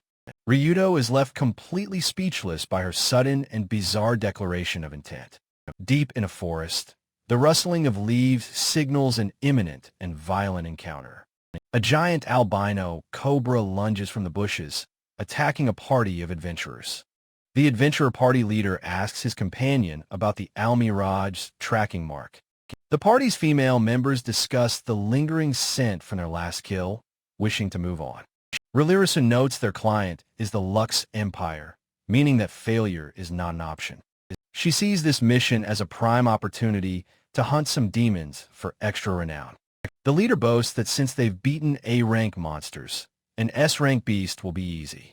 Relirasu is confident her thousand-league eye will reveal the legendary Vorwolf's weaknesses. The freckled adventurer quietly hopes that their ambitious plan goes smoothly. The dark-haired warrior sternly warns her companions to stay alert as they advance. The leader smiles, knowing they're finally about to step into the demon lord's territory. As they enter, the sky darkens unnaturally under a sharp crescent moon. The party is thrown into confusion, wondering why it has suddenly become night. One of them senses a presence approaching from the deep, oppressive shadows of the forest.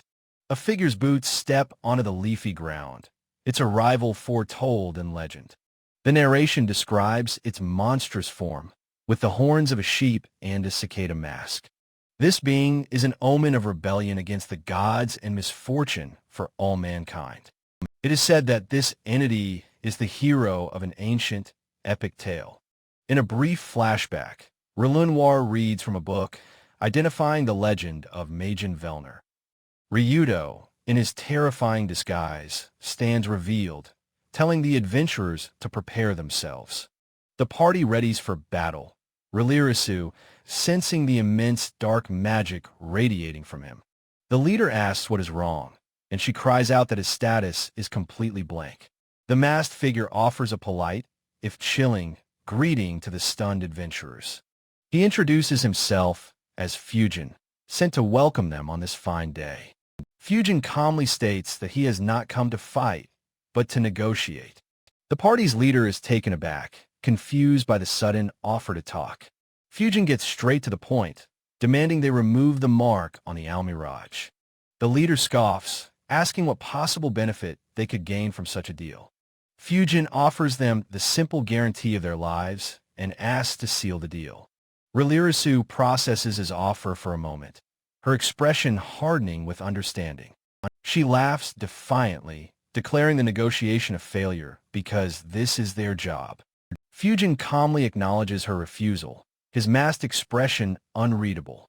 He raises a single, clawed finger, remarking on her impressive bluff. He tells Relirasu that to truly negotiate, she will need to be much stronger. With a flick of his wrist, dark chains erupt from the ground, binding her instantly. The rest of the party is ensnared as well, crying out as he names his skill. Fujin coolly asks if they are now prepared to continue their negotiations. Relirasu, squeezed by the chains, screams that she will absolutely never agree. Fujin taps his mask, musing that he had hoped not to escalate the situation. Relirasu looks up, confused and wary of his nonchalant comment. A massive clawed paw slams into the ground beside them with terrifying force. The colossal Darterblood Vorwolf looms over the bound and helpless adventurers. Relirasu's face is a mask of pure terror as she recognizes the death-wailing Great Wolf. Fujin's hand gently rests on the great beast's snout, a gesture of calm command. He stands beside the now docile monster, addressing the captive party once more. He delivers his final, non-negotiable demand. Remove the marking now. Relirasu, utterly defeated and crying, can only whimper her terrified agreement. Fujin stands silently for a moment, his objective now complete. He declares that everything is proceeding exactly as his master wishes. The chapter title page shows the aftermath, with the defeated adventurers and a waiting carriage. Ryudo, back in his butler attire, observes the exhausted and defeated party. He turns his head, addressing his companion, Nell, with formal respect. Nell stands with her arms crossed, her expression cool and difficult to read. Relenoir peeks out, asking Nell if Ryudo did a good job and looked cool. Nell apologizes for speaking first, while Ledcaris laughs at Zara's honesty. Ryudo thinks this is a good punishment. Ryuto grabs Shu's tail, calling out to his master. Shu, now naked after her transformation, asks if she was helpful to him. Ryudo gently drapes a cloak over her, assuring her that she was a great help. He turns to Nell, asking if Kyukyu's magical marking has been removed. Addis celebrates joyfully, announcing the mark is gone and Kyukyu is grateful. Ryudo smiles, satisfied that his efforts have paid off so well. Relenoir puffs out her chest proudly, declaring that her Ryudo was magnificent. She holds the Book of Legends, calling the story of Magen Velner her personal Bible. Uldia, holding the tiny Kyukyu, remarks that the name Velner is a nostalgic one. Ryudo quietly notes the resemblance between Velner's mask and his own reverse form. Relenoir smiles brightly, suggesting it is time to transport everyone back home. Shu announces that she is hungry, and Relenoir tells her a feast awaits them. As the group walks, Shu tugs on Ryudo's sleeve, her stomach growling audibly. Relenoir stops suddenly, her face shadowed, and addresses Ryudo by his title. She asks Nell to go on ahead, saying she has some business to attend to. Ryudo and Relenoir wave goodbye as the carriage carrying the others departs. Ryudo asks the princess what is wrong, as she had something she wanted to say. She turns away from him, thanking him once more for what he did for Zara.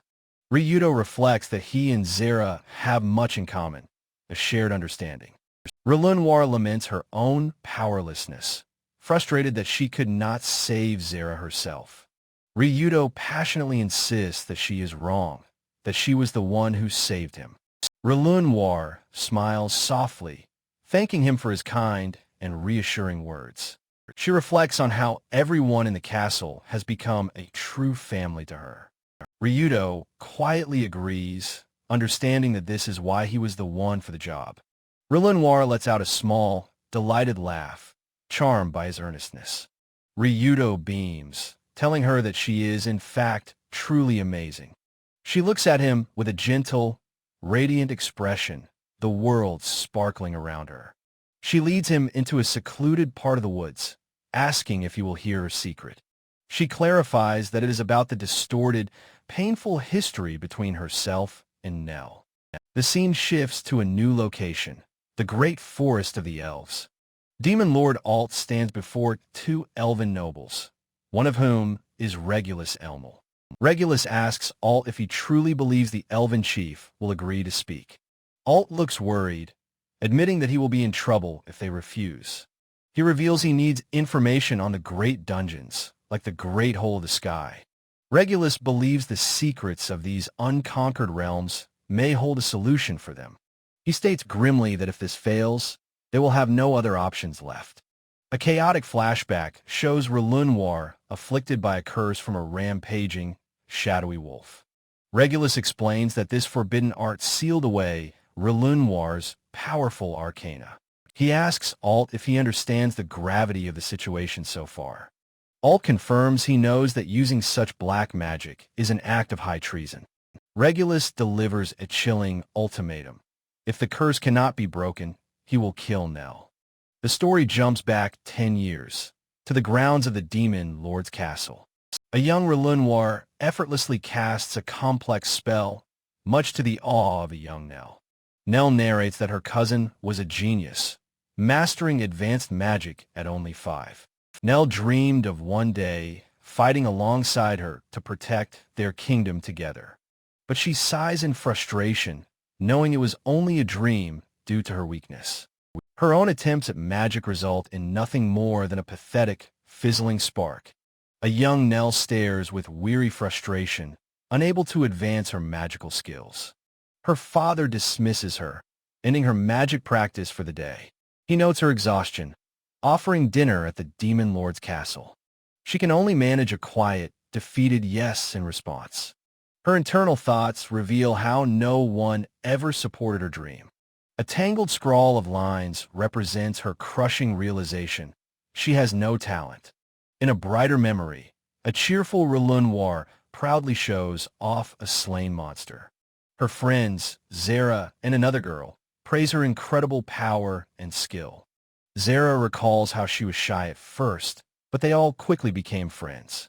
The 3 girls run hand in hand, their shared dream just beginning.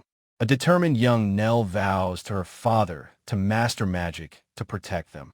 She pleads that with enough effort, she can overcome her lack of talent. Her father looks upon her with pity, only able to offer an apology. She confronts him, asking why he would apologize and crush her spirit. Despairingly, she wonders who could possibly have any expectations for her now. Noir excitedly tells Nell about her and Zara's latest dungeon adventure. Nell listens with a serene smile, thinking how amazing both her friends are. She feels a desperate need to hurry and catch up to her friends. In a library, she resolves to find her own special power. Noir calls out to Nell, eager to show her something new. She turns to Zara, ready to share her latest triumph with her friends. Nell's dying mother begs her to stop her desperate search for power. A confused Noir asks Nell what is wrong, sensing her distress. Nell decides she must stop visiting the Demon Lord's castle. She felt utterly useless, unable to contribute anything to her friends. A narration reveals her mother died from a black magic curse. On her deathbed, she entrusted the kingdom's future to Nell and her friends. Crying, Nell calls for her mother, who calls her my cute Nell. Her mother's last wish fuels her resolve. She must become stronger. Her brother, Regulus, looks at her with a serious expression. He presents her with a dark grimoire, offering a forbidden path. Nell stares in shock, recognizing the tome as a book of black magic. Regulus explains it was their mother's art, one she has yet to study. He asks her a single, piercing question. Does she want to be strong? His shadowed face holds the promise of power as he offers the book. Nell reaches a trembling hand from the darkness towards the light. Her fingers brush the cover of the forbidden grimoire, sealing her fate. With a final decision made, she accepted the book of black magic. In a memory, she unleashes a swirling torrent of dark, runic power. Her friends, Noir and Zara, watch her display in stunned silence. They praise her for so easily defeating a monster with her power. Nell's narration explains her unique, unparalleled talent for the dark arts. She studied endlessly, learning how to effectively use black magic on monsters. She even learned spells to incapacitate monsters with high intelligence. A blush of pride spreads across her face. She could finally fight alongside them. She could now fulfill her promise to her mother and protect her friends. But a chilling thought arises. This was the art that killed her mother. The price she paid was something she could never hope to undo. A snarling Vorwolf suddenly appears, threatening the 3 young girls. Her friends cry out in terror, urging everyone to run from the beast. Noir, however, stands her ground, declaring there is no need to flee. She calmly traces a glowing, intricate magical array in the air. With a single motion, she unleashes a beautiful, sparkling attack on the wolf. Nell watches in awe, her eyes reflecting the brilliant light of the spell. She could only think about how beautiful her friend's magic was. The gap in their natural talent seemed an insurmountable chasm. Noir proudly declares the beast was troublesome, but easily dispatched. Nell, her face hidden in shadow, quietly agrees with Zara's praise. She forces a smile, wondering if she is hiding her jealousy well. A giant cobra erupts from the trees, startling Relenoir and Zara. Relenoir hides behind Nell, begging her to do something to save them. Nell's expression hardens with manic glee. She can fight, too. For the first time, she unleashes the superclass curse of inability. The immense power backfires, erupting in a violent, uncontrolled blast. The dark energy explodes outward, consuming the area in a chaotic storm. She cries out as she realizes her magic has gone completely berserk. She worries, but thinks black magic is only effective against enemies. She turns to see Zara kneeling over the still form of Relenoir. Zara cries out Nell's name, her voice filled with panic for the fallen princess. Nell's eyes widen in horror as a system notification appears before her. The box identifies her as the succession target for the Arcana, the Devil. She can only stammer in shock as the grim notification solidifies. This was the moment she first received her special name, the Devil. 2 weeks after her talk with Ryudo, the scene returns to the castle. Demon Lord Alt apologizes to Ryudo for the sudden summons. He introduces the imposing man beside him as Duke Regulus Elmel, Nell's father. Regulus explains he has a request that only Ryudo can fulfill. He locks eyes with the butler, asking if he will die for Relenoir. Ryudo confirms his resolve, stating his life is for the princess. Regulus accepts his answer with a solemn look to Demon Lord Alt. The Duke rises from his seat and approaches the surprised butler.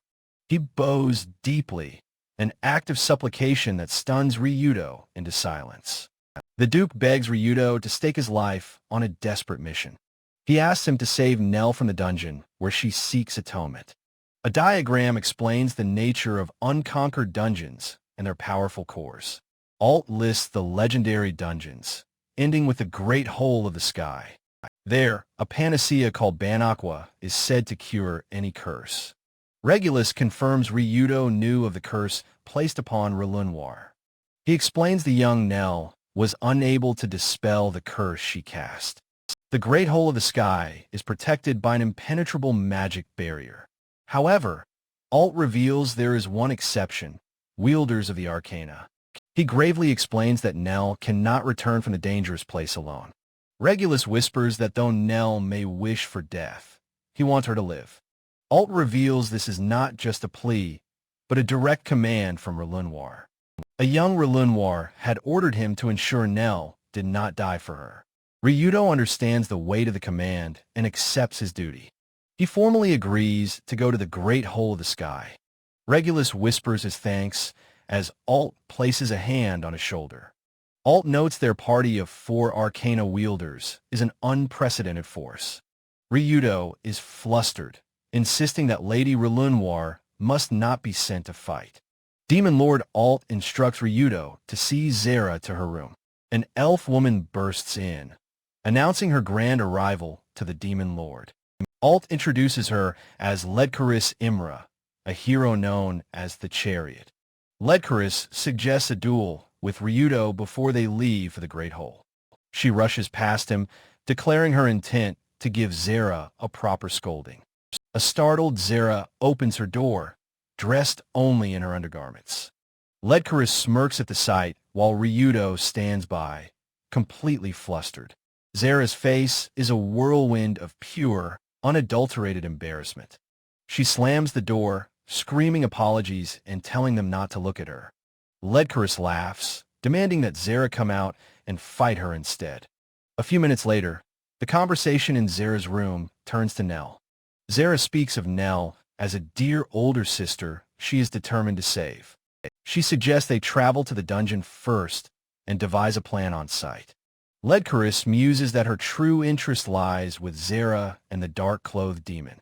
Ryudo flinches, startled by her intense and sudden focus on him. She heard rumors of how he overwhelmed an S-rank adventuring party.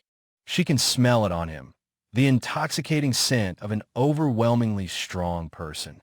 Zara asks if Ledcaris intends to fight the demon. Ryudo, as well. Zara's eyes narrow, a spark of protective anger flaring within them. Ledcaris is surprised, noting Zara's unusual concern for the weak-looking servant. The dismissive phrase, weak-looking servant, hangs poisonously in the air. Zara confronts her, demanding she retract her unpleasant words immediately. A blush creeps up Zara's neck, surprised by her own protective outburst. She furiously denies having feelings for him as Alt nervously tries to mediate. Ledcaris drapes an arm over Ryudo, teasingly offering to take him home. Zara immediately steps between them, shielding Ryudo from the aggressive elf. Ryudo smiles weakly, thinking this mission is already off to an anxious start. The newly formed party prepares to depart from the castle on their griffins. Before leaving, Ryudo wonders what Princess Relenoir is thinking. He knows Nell is driven by a deep guilt and a desire for self-sacrifice. He remembers how Relenoir reached out to him when he was lost and alone. Relenoir quietly asks if he is leaving now. She stands before him, her expression clouded with worry and sadness. She confesses she has so much to say, wishing none of them had to go. With a trembling voice, she admits that she is being selfish. Ryudo gently takes her hand, assuring her that fulfilling her wishes is his job. He tells her that this duty is his very reason for living. Her resolve hardens as she commands him to bring that idiot elf back. Between his two new companions, Ryudo accepts the princess's command. High in the sky, Ryudo and Zara ride together on a single griffin. Ledcaris boasts that griffins have far more speed and stamina than wyverns. Ryudo notes the terrain below has flattened out as they approach their destination. Zara complains he's too close, but admits she's afraid of falling off. Ledcaris scolds Ryudo, telling him to look at Zara, not the dungeon. Zara quietly agrees as they continue their journey through the clouds. Ryudo looks up, his eyes widening as he senses a massive shadow above. A colossal black sphere hangs impossibly in the sky, dwarfing everything. Ryudo and Zara stare up at the unnatural sight, their expressions grim. Ledcaris breathes out in awe, whispering, "So this is it. This is the great hole of the sky, a wound in the very fabric of reality." Ryudo's gaze sharpens as he spots something near the entrance. He sees a lone griffin and shouts Nell's name into the wind. At the precipice of the void stands Nell, her back to the world.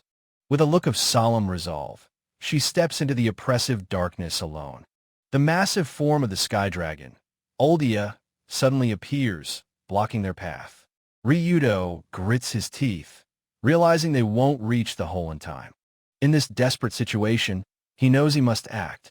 Ledcaris sees the intent in his eyes and finds his recklessness amusing. With a wild cry, Ledcaris leaps from her mount, plummeting toward the hole. Oldia's massive claw moves to intercept her foolish dive. But Ryudo is faster, tackling the surprised elf in midair. "What are you doing?" he yells at the idiot. "That's my line." The dragon is stunned by the butler's equally insane maneuver. Ryudo holds her tight, vowing he will not let her enter alone. A system notification confirms their destination, the black celestial sphere. Ryudo awakens in a void, his body paralyzed and his mind shrouded in confusion. A disembodied voice greets him as hangman, telling him he has arrived. The voice explains he is unconscious, being tended to by the devil, Nell. He comes to, relieved to be with Nell, and asks where the others are. The voice, QQ, insists he first learn the history of this place. It was a research facility built by the ancient and powerful arcana wielders. This inhumane stage for their experiments was the Black Celestial Sphere. They trapped countless races inside, forcing them into an endless death cycle.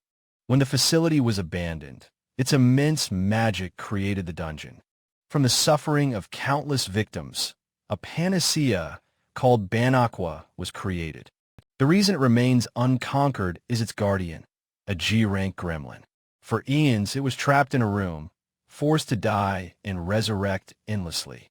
Through anomalous evolution, It became the all-powerful Poison Emperor. Its wide, stitched grin is the only thing that awaits those who enter. Ryudo groans, the weight of the information pressing down on him. Kyukyu tells him it's time to wake up and conquer the dungeon. He wonders how they could possibly fight such an impossible opponent. His eyes slowly flutter open, his vision clearing. Nell looks down at him, calling his name with profound relief. She was worried, asking if he was all right after the fall. Relieved, she suggests they find the others and then look for an exit. Ryudo stands, asking what her plan is for retrieving the Banakwa. She turns away, stating that her role is one she must fulfill alone. He asks if she seriously intends to conquer this place by herself. He presses her, asking if she truly believes she can beat this unconquered dungeon alone. He demands that she look him in the eye and answer him truthfully. He sees through her facade, stating the Banakwa isn't her real objective. He accuses her of having no intention of ever returning from this place. He asks her directly, isn't her true purpose here to die? She clutches her dress, whispering that it's for Relenoir's sake. He explodes, shouting at her, asking if she thinks Relenoir would be happy. She collapses to her knees, weakly denying his harsh words. Tears stream down her face as she finally admits she doesn't want to die. Broken, she begs him to just leave her alone in the darkness. Ryudo looks down at her, his expression a mask of sorrow and empathy. In the dungeon's depths, Ryudo tells Nell this isn't about being forgiven for an apology. A war memory shows the three girls simply wanting to be important to one another. He admits he has no right to preach, but says he truly understands her pain. Ryudo advises her to face her past and finally speak her true feelings to Relenoir. He offers his hand, vowing to destroy this dungeon and return to Relenoir together. Her gloved hand tentatively reaches out to accept his offer of hope and support. Ryudo calls out to the unseen Kyukyu, knowing the ancient dragon is watching them. He declares his intent to slaughter every monster and asks Nell to lend him her strength. His status screen reveals that a new seed of incredible power has been planted within him. A string of cryptic symbols flashes, a power capable of rewriting his arcana's function. Kyukyu's voice confirms that his hangman arcana is indeed the strongest of all. When asked what he will choose, he has already decided on his path as a butler. Nell asks if he is truly going, her voice filled with worry for his safety. He looks at her gently, acknowledging the harshness of the words he has spoken. He vows to protect her from every monster, promising he will not let her die. This shared, defiant resolve, he declares, is his and her own arrogance. The system confirms the omen of reverse, triggered by the emotion of arrogance. It also detects Relenoir's sun magic within him, initiating a unique transformation. Nell watches in stunned silence as the dark, powerful energy envelopes him completely. He becomes a dark knight, his new blade whispering of its duty to serve its master. Kyukyu's voice laughs, recognizing his new form as that of an adventurer. A sharp, cracking sound signifies the final surge of power solidifying his form. He stands ready, wielding the formidable karma sword of the arrogant princess. Elsewhere in the dungeon, stone fragments crumble in a dark, foreboding corridor. Ledcaris and Zara stand poised for battle, having just cleared a horde of monsters. Ledcaris tells Zara that with her at her side, many things will become easier. Zara looks down, her thoughts drifting as she quietly hopes for Ryudo's safety. Ledcaris's expression sharpens, her elven ears picking up the sound of an approach. She asks Zara if she can hear the sounds of fighting from beyond the door. Zara shakes her head, unable to sense the same danger that Ledcaris perceives. A hand reaches for the door handle, ready to face whatever lies within. Inside, two students are ensnared by thorny vines and shadowy monsters. Azusa cries out in desperation, her plant magic failing to hold the creatures back. Akito panics, shouting that there are simply too many monsters for them to fight. A shadowy creature is torn to shreds by the very thorny vines it controls. Another monster lunges towards the terrified Azusa, who flinches away in fear. She looks up in confusion as the immediate threat suddenly and violently vanishes. Zara and Ledcaris have arrived, their blades already cutting down the shadowy foes. Ledcaris demands to know who the rescued pair are and why they are in this place. Azusa gratefully thanks them for the rescue, her companions stammering behind her. She explains they were in the Lux Empire before being suddenly teleported here. Akito is immediately smitten, exclaiming how lucky he is to meet such cute girls. He leans in close to Zara, his voice a flirtatious purr as he asks her name. Zara presses her blade to his throat, coldly demanding he answer her questions instead. Azusa quickly yanks him back, apologizing profusely for her companion's idiotic behavior. Zara is shocked to learn they are from another world, just like Ryudo is. Azusa explains that they were summoned to this world to become its saviors. Kyukyu's telepathic voice tells Zara she understands now and that she knows what to do. The voice instructs her to look at their status to confirm their identity. A status screen shows Ryudo in his transformed state, the arrogant princess's knight. Kyukyu's voice complains that his new power is now based on the three princesses. A shadowy monster is sliced in half by the immense power of Ryudo's new sword. The system confirms the subjugation of the test subjects, granting him a power boost. Kyukyu remarks on how mercilessly Ryudo slays the pitiful victims of the experiments. Ryudo feels that even though it's wrong, he is already more dead than human. He holds Nell close, ready to kill all monsters to protect those he values. Azusa explains they were in a hidden room when a magic spell suddenly activated. She asks if their new companions can help them find a way to return home. Ledcaris realizes they are the heroes from another world who abandoned Ryudo. She considers leaving them behind, but wonders what the right course of action is. Suddenly, a sharp, clear sound cuts through the air, startling the entire group. Zara looks up, having heard a distinct voice that no one else did. Kyukyu instructs her to lead the otherworlders to the dungeon's core to meet Ryudo. Ledcaris asks what is wrong, and Zara wonders if she was the only one who heard. Zara agrees to lead them, much to Ledcaris' surprise at her sudden decision. She explains that a voice told her to bring them to rendezvous with Ryudo.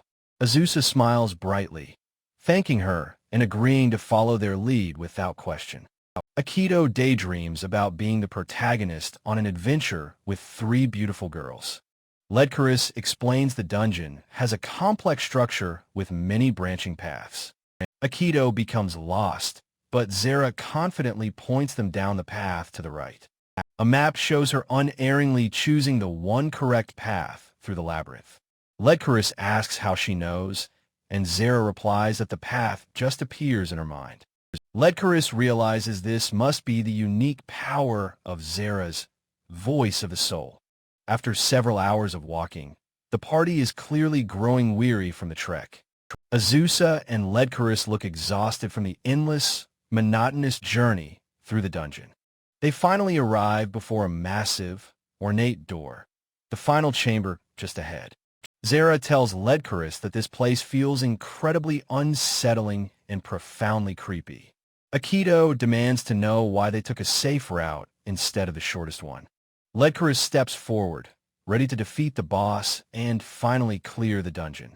Akito's eyes widen in terror as the floor begins to bubble and shift beneath him. Small, black slime monsters erupt from the ground, quickly surrounding the young man.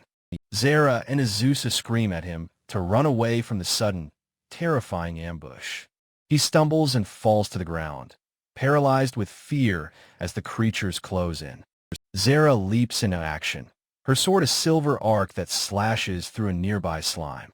The creatures continue to emerge from the floor, their numbers growing with each second. Zara realizes with a shock that her powerful slashes have absolutely no effect. Ledcaris clenches her fist, her expression grim as she prepares to join the futile battle. Her powerful punch splatters a slime, but it immediately begins to reform itself. The black ooze drips onto the floor, pulling itself back together into its original form.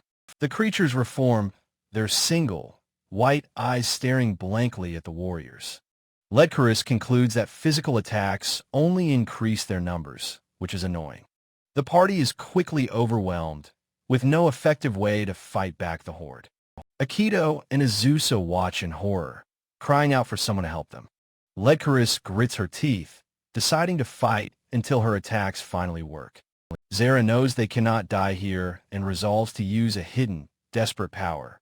Ledcaris begins to chant, preparing to unleash a powerful, magic-sealing curse.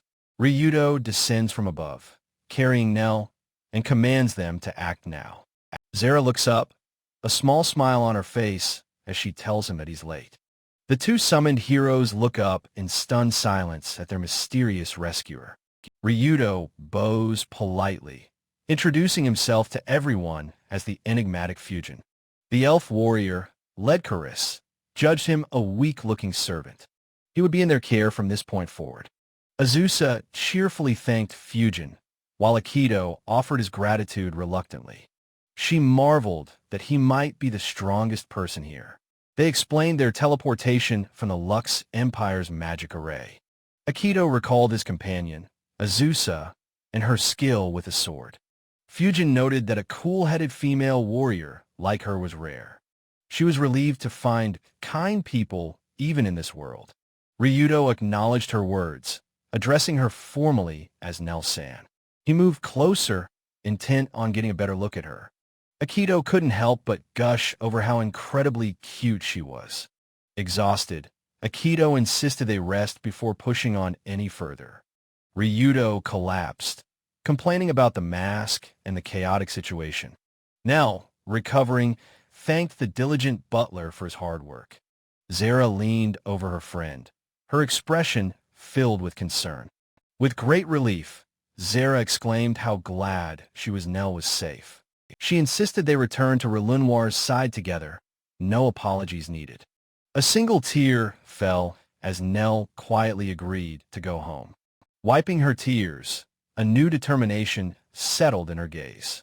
Beyond the grand window, the legendary panacea awaited them. A voice urged them onward, warning that time was running out. The three women looked around in surprise at the mysterious voice. They were all stunned, wondering about the voice they just heard. The voice explained it was an emergency. It couldn't let Hangman die. Ryudo explained that the human Lord Dragon sometimes contacted him this way. Ledcaris was shocked to learn it was a friend of Aldia. Before the final door, their mission was to retrieve the panacea.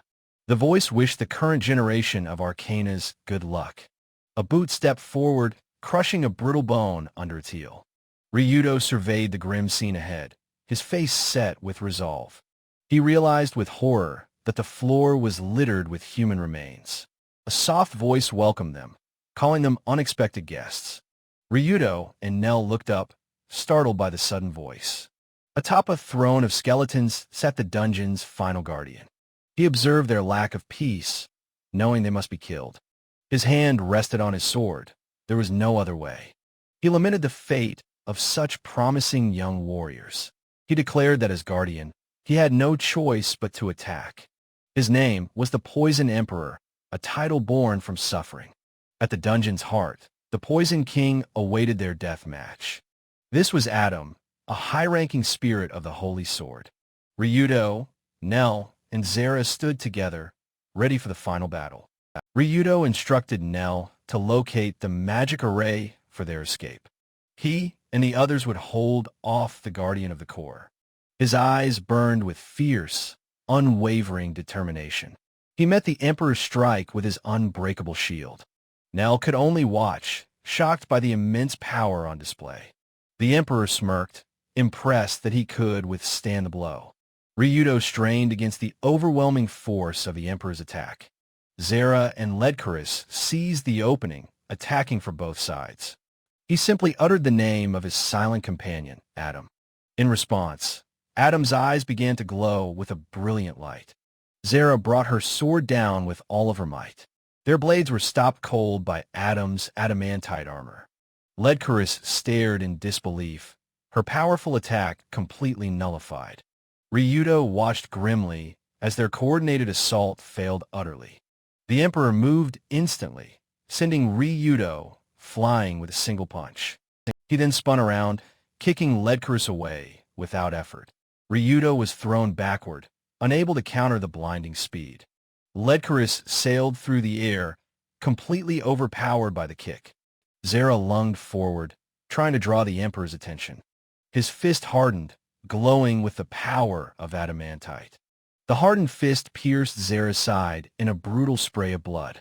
Droplets of her dark, poisonous blood pattered onto the stone floor. The blood itself lashed out, forming tendrils that attacked Doku. Ryudo could only watch from the ground, paralyzed by horror. The Emperor looked at his hand, unimpressed, calling her brittle. Her blood continued its assault, striking him across the face. On the floor, the pools of blood began to bubble and writhe. The shadows coalesced, forming a strange, protective barrier. Their gazes met, a silent, desperate plan forming between them. This was her ultimate technique, the blood of deception. The Emperor was momentarily ensnared by the strange, living blood. Though grievously wounded, Zara gave the signal to attack now. Ryudo, transformed, taking to the air with iridescent dragonfly wings. He roared, unleashing the power of the all-devouring witch. His cursed claws of the golden lion slammed into the Emperor.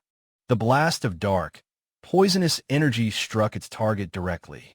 Staggering back, the Emperor grunted as Ryudo landed before him. Ryudo watched, panting, to see if his attack was effective. Doku clutched his wound, admitting it was a good hit. He noted that for anyone else, it would be a fatal wound. He looked up with a wild grin, wondering why he was smiling. Ryudo confirmed that Ledcaris was now protecting Nell at the array. He told Adam he was enjoying this fight against Arcana wielders. The Emperor stood and asked them a simple question. Why are you here? Ryudo stated their goal, but the Emperor deemed it impossible. He was this dungeon's guardian, a mechanism designed to kill intruders. He could not die, not for the sake of his fallen comrades. Ryudo understood Doku was another victim of the ancient experiments. He addressed them again, recalling their desire for the panacea. The panacea, Ryudo realized, was the dungeon's core itself. He delivered the final blow. The panacea no longer existed. He had consumed it all, yet his profound loneliness remained. Ryudo could only stare, his face a mask of utter disbelief. He invited them to fight again and fill his endless solitude. Ryudo was horrified, realizing Nell's desperate resolve was for nothing. He refused to accept this outcome. He would not let it end. The bones on the floor swirled, regenerating the Emperor's body. A fire of defiance ignited in Ryudo's eyes. Ryudo realizes with dawning horror that Doku is reversing his poison attack. Defeated, Nell kneels on the floor, surrounded by a faint, failing magic circle. She despairs, thinking the Banakwa is gone and she will remain cursed forever. But she resolves to fight on, refusing to let her friends die here. With desperate resolve, she presses her hands to the floor to cast a spell. The magic sputters. She gasps, realizing she has no magical power left. She looks at her friends, fearing everyone is doomed if she cannot act. She pleads with the lifeless magic, begging it to move just a little more. "Move!" she cries, pushing down with all her might, but nothing happens. As tears fall, a sharp voice asks how long she intends to keep failing. Kyukyu's voice reasons that she should be able to break her own curse. The voice scolds her for hesitating, asking if she still doesn't understand. A text box explains that black magic needs equal power to undo its casting. Another reveals her jealousy of Relenoir's talent was the curse's true trigger. Kyukyu poses a chilling question. What if Relenoir wasn't the only one cursed? Nell looks up in shock, whispering in disbelief at what the voice is implying. The memory hits her, her younger self screaming in a storm of self-loathing. In the past, her own voice echoes, crying out that she hates herself. The words, "I hate myself," are scrawled over a chaotic, dark background. QQ reveals the truth.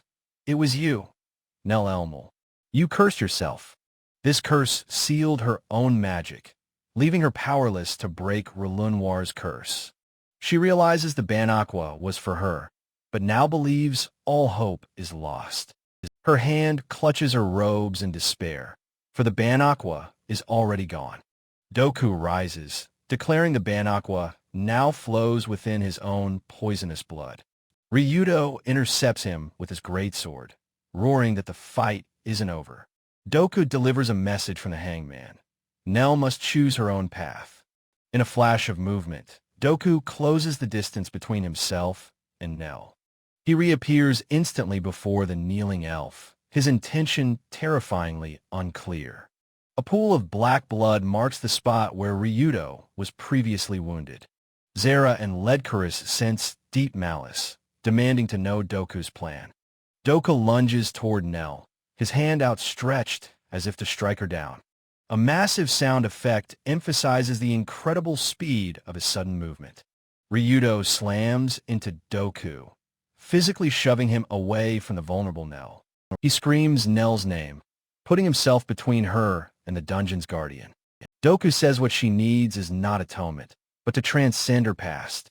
Ryudo furiously reminds Doku that he had ordered him not to kill her. A flash of light appears as Doku says this is her chance for transcendence. Nell's eyes fill with resolve, choosing to live for Relenoir's sake. Reverse. Poetic text narrates her transformation into a holy believer wrapped in wishes. She remembers her forgotten dream, running happily with her childhood friends. Transformed, she vows to protect everyone, her saintly awakening complete. From a distance, a familiar voice says with pride, "Nell, you've done it." Relenoir's voice explains she needs Nell's power for one final, decisive push. Relenoir appears, boldly declaring she will destroy this great dungeon herself. Nell smiles radiantly, thanking Ryudo and announcing it's time to go home. She raises her staff, unleashing a 6-layered holy purification field enchantment. Ryuto, Zara, and Ledcaris feel a surge of holy power flowing into them. Adam is shocked by the party-wide buff, telling Doku that it's impossible. Doku tells Adam he cannot retreat, for he has lived for this moment. With tears in her eyes, Adam looks at him and simply pleads with him. She kisses Doku, activating her body crystallization to transfer her power. Her body transforms into shimmering, dark crystal shards in a final sacrifice. Doku roars as the immense power of the spirit floods into his body. Ryudo and Ledcaris watch in horror, wondering why she would go so far. Empowered, Doku vows to make them remember the existence of the gremlins. Ryudo charges, his massive greatsword clashing against Doku's supercharged form. Ryudo is impressed that Doku can feel such profound rage for his comrades. He asks what makes them different, as Nell warns his magic is failing. Adam stands amidst crystals, declaring she will not let them escape this place. Her expression is a mask of sad determination as she guards the dungeon. Doku laughs maniacally, reveling in the overwhelming power now at his command. Zara leaps into the fray, calling upon the power of her arcana to join her. Ledcaris swings her axe, demanding he witness the solitude of her own arcana. Their powerful attacks land squarely on Doku's body with sharp impacts. Though knocked back, Doku remains standing, seemingly unfazed by their assault. Dark energy swirls around him as his wounds begin to regenerate instantly. Ryudo's eye narrows in focus, anticipating the Guardian's next devastating move. Zara prepares her ultimate attack, the desperate Vampire Lord Night Parade. Nell unleashes a 7-layered attack spell, the divine spear known as Gungnir. Ledcaris provides support from the side, unleashing an explosive flash of aid. Ryudo transforms into his greed form, casting his inviolable property chains. A human skull rests silently on the bone-littered floor of the arena. The five combatants clash in a spectacular, full-page battle of immense power. The other two summoned heroes, Akito and Azusa, lie unconscious against a wall. The dungeon's empty, arched corridors stand silent during the final battle. A single, booted foot steps forward with a sharp, echoing sound. Ryudo and his party stand exhausted but victorious over their fallen foe. Doku lies defeated, pinned to the floor by dozens of chains and swords. Looking up from the ground, he makes a single, final request: kill me. Ryudo considers this, knowing destroying Doku's heart will clear the dungeon. Adam, still bound by chains, pleads with Doku to stop, saying it's enough. She tearfully reminds him of her dream to one day see the outside world. A new voice tells her that is in the past and to come now. Relenoir appears, stepping calmly into the chaotic final chamber of the dungeon. Ryudo stands over the defeated Doku, his karma sword held at the ready. Doku smiles, thanking them for a good fight and asking them to remember him. Ryudo is moved, telling Doku that he and the gremlins won't be forgotten. Relenoir happily shouts Doku's name, just as Ryudo prepares the final blow. A text box screams out, telling them to wait a minute in a piercing shriek. Ryudo, Nell, and Zara clutch their ears in pain from the impossibly loud sound. This is the death cry of a selfish princess who absolutely hates bad endings. Zara recognizes the magical power as Relenoir's, leaving Nell utterly confused. Relenoir smiles playfully, admitting she simply couldn't stand by and watch. A portal tears open, and she steps through as the dungeon crumbles around them. She places a hand on Ryudo's shoulder, announcing that she has heard everything. She offers Doku a choice: die here forgotten, or live and serve her. Relenoir points at Adam, identifying her as the amethyst spirit of Lux. She admits her plan is selfish, but she refuses to let Doku die for them. Adam, her eyes shadowed, offers to lend her power if Relenoir likes her. Relenoir is taken completely by surprise, confused by the strange offer. Princess Relenoir, with a confident finger raised, declares her grand plan. Adam, the dungeon's spirit core, listens intently from beside her fallen guardian. Doku scoffs from the ground, saying her plan is impossible. The core would just turn to ash. With a cute pout, Relenoir quickly tells the spirit Adam to be quiet for a moment. Doku looks up, a flicker of surprise on his face at her unwavering confidence. She then addresses the entire group, telling them all to listen carefully to her idea. With a burst of magical energy, she explains the endless cycle of a dungeon's destruction and rebirth.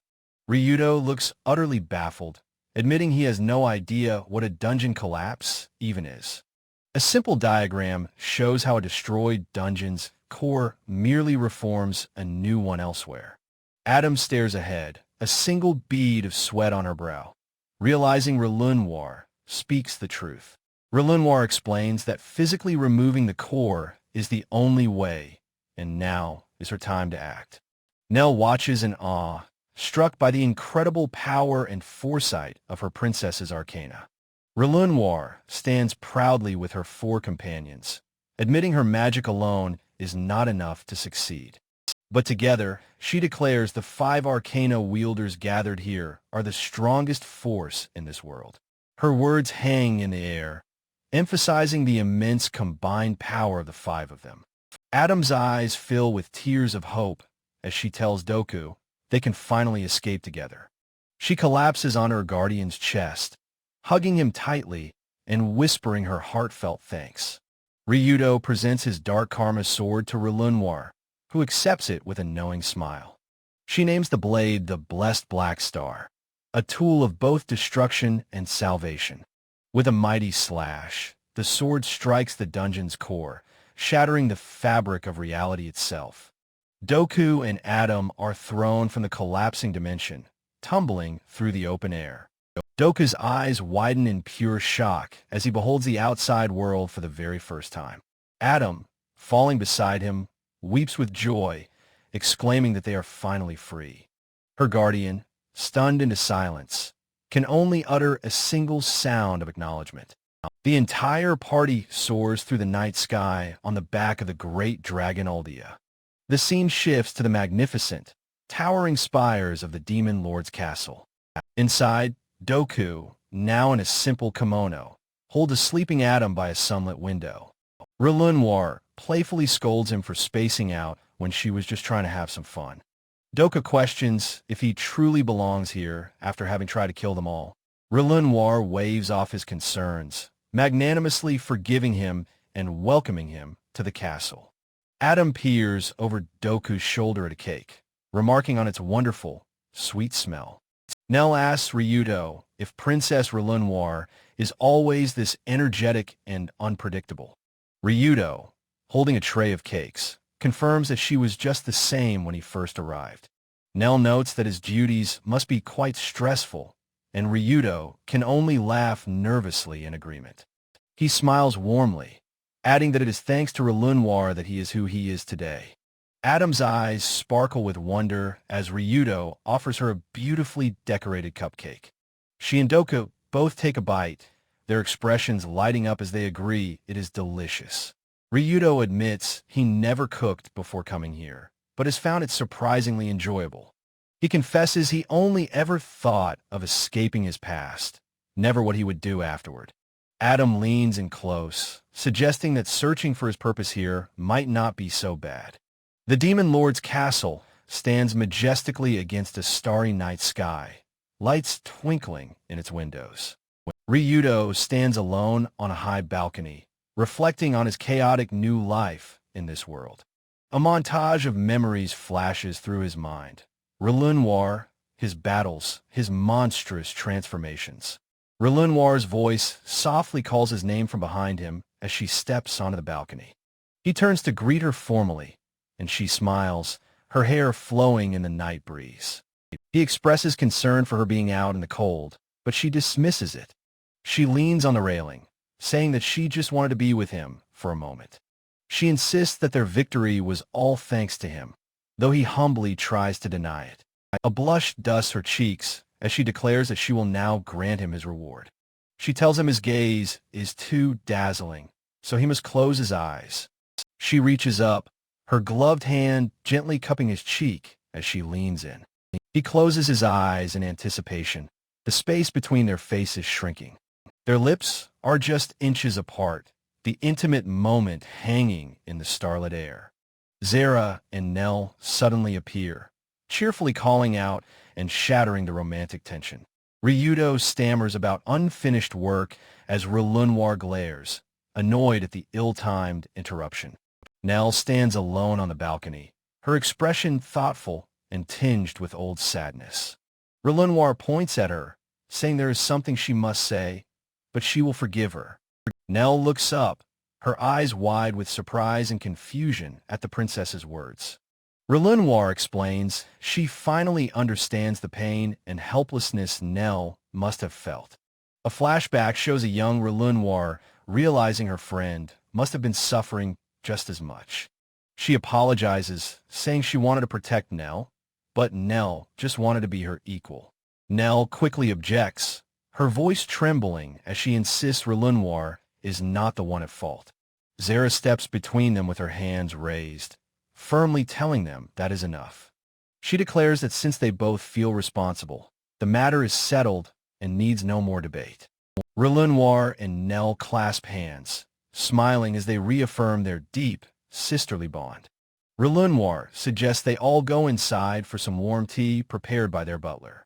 The three princesses look out from the balcony, musing on how mysterious and changed Ryudo has become. A faint blush appears on Nell's cheeks as she remembers Ryudo's kindness in the dungeon. She playfully teases him, much to the shock of Zara and Relenoir. In a cute aside, Relenoir fumes, demanding to know what Nell is doing, declaring Ryudo is hers. In his office, Demon Lord Ald explains he has tasked Fina with investigating the cursed grimoire. The traitor is revealed to be Rent Elmel, Nell's brother, who smirks from the shadows. Rent internally recites the creed of his secret society, the Babel sect. A sinister man with an eye patch smiles, acknowledging the Babel sect will be a problem. In Lux Castle, Mizuha apologizes for suddenly calling on a listless Ritsuki. Ritsuki looks downcast, denying that anything is wrong, though she clearly seems sad. Mizuha recalls a strange memory of Ryudo once claiming to be a girl. She then poses a question. What if she told Ritsuki that Ryudo was still alive? Ritsuki looks up, her eyes wide with hope, begging her friend to tell her everything. The old concealer stands in a ruined hall, musing that the dungeon's conquest was an interesting development. He declares that a grand festival of mud and death, involving all the world's powers, is about to begin. A year later, a bored Relenoir points at Ryudo, demanding he teach her a new game. Ryudo, serving a meal, calmly reminds the princess that he is currently on duty. Zara suggests the popular King's game, but Relenoir dislikes the name and wants something else. Nell joins the teasing, asking Ryukin to be gentle with her during the game. Relenoir points decisively at her butler, issuing a direct command for him to participate.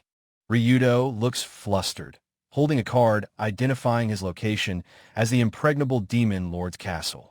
The story concludes with the knowledge that the world's strongest butler serves 3 powerful demon princesses.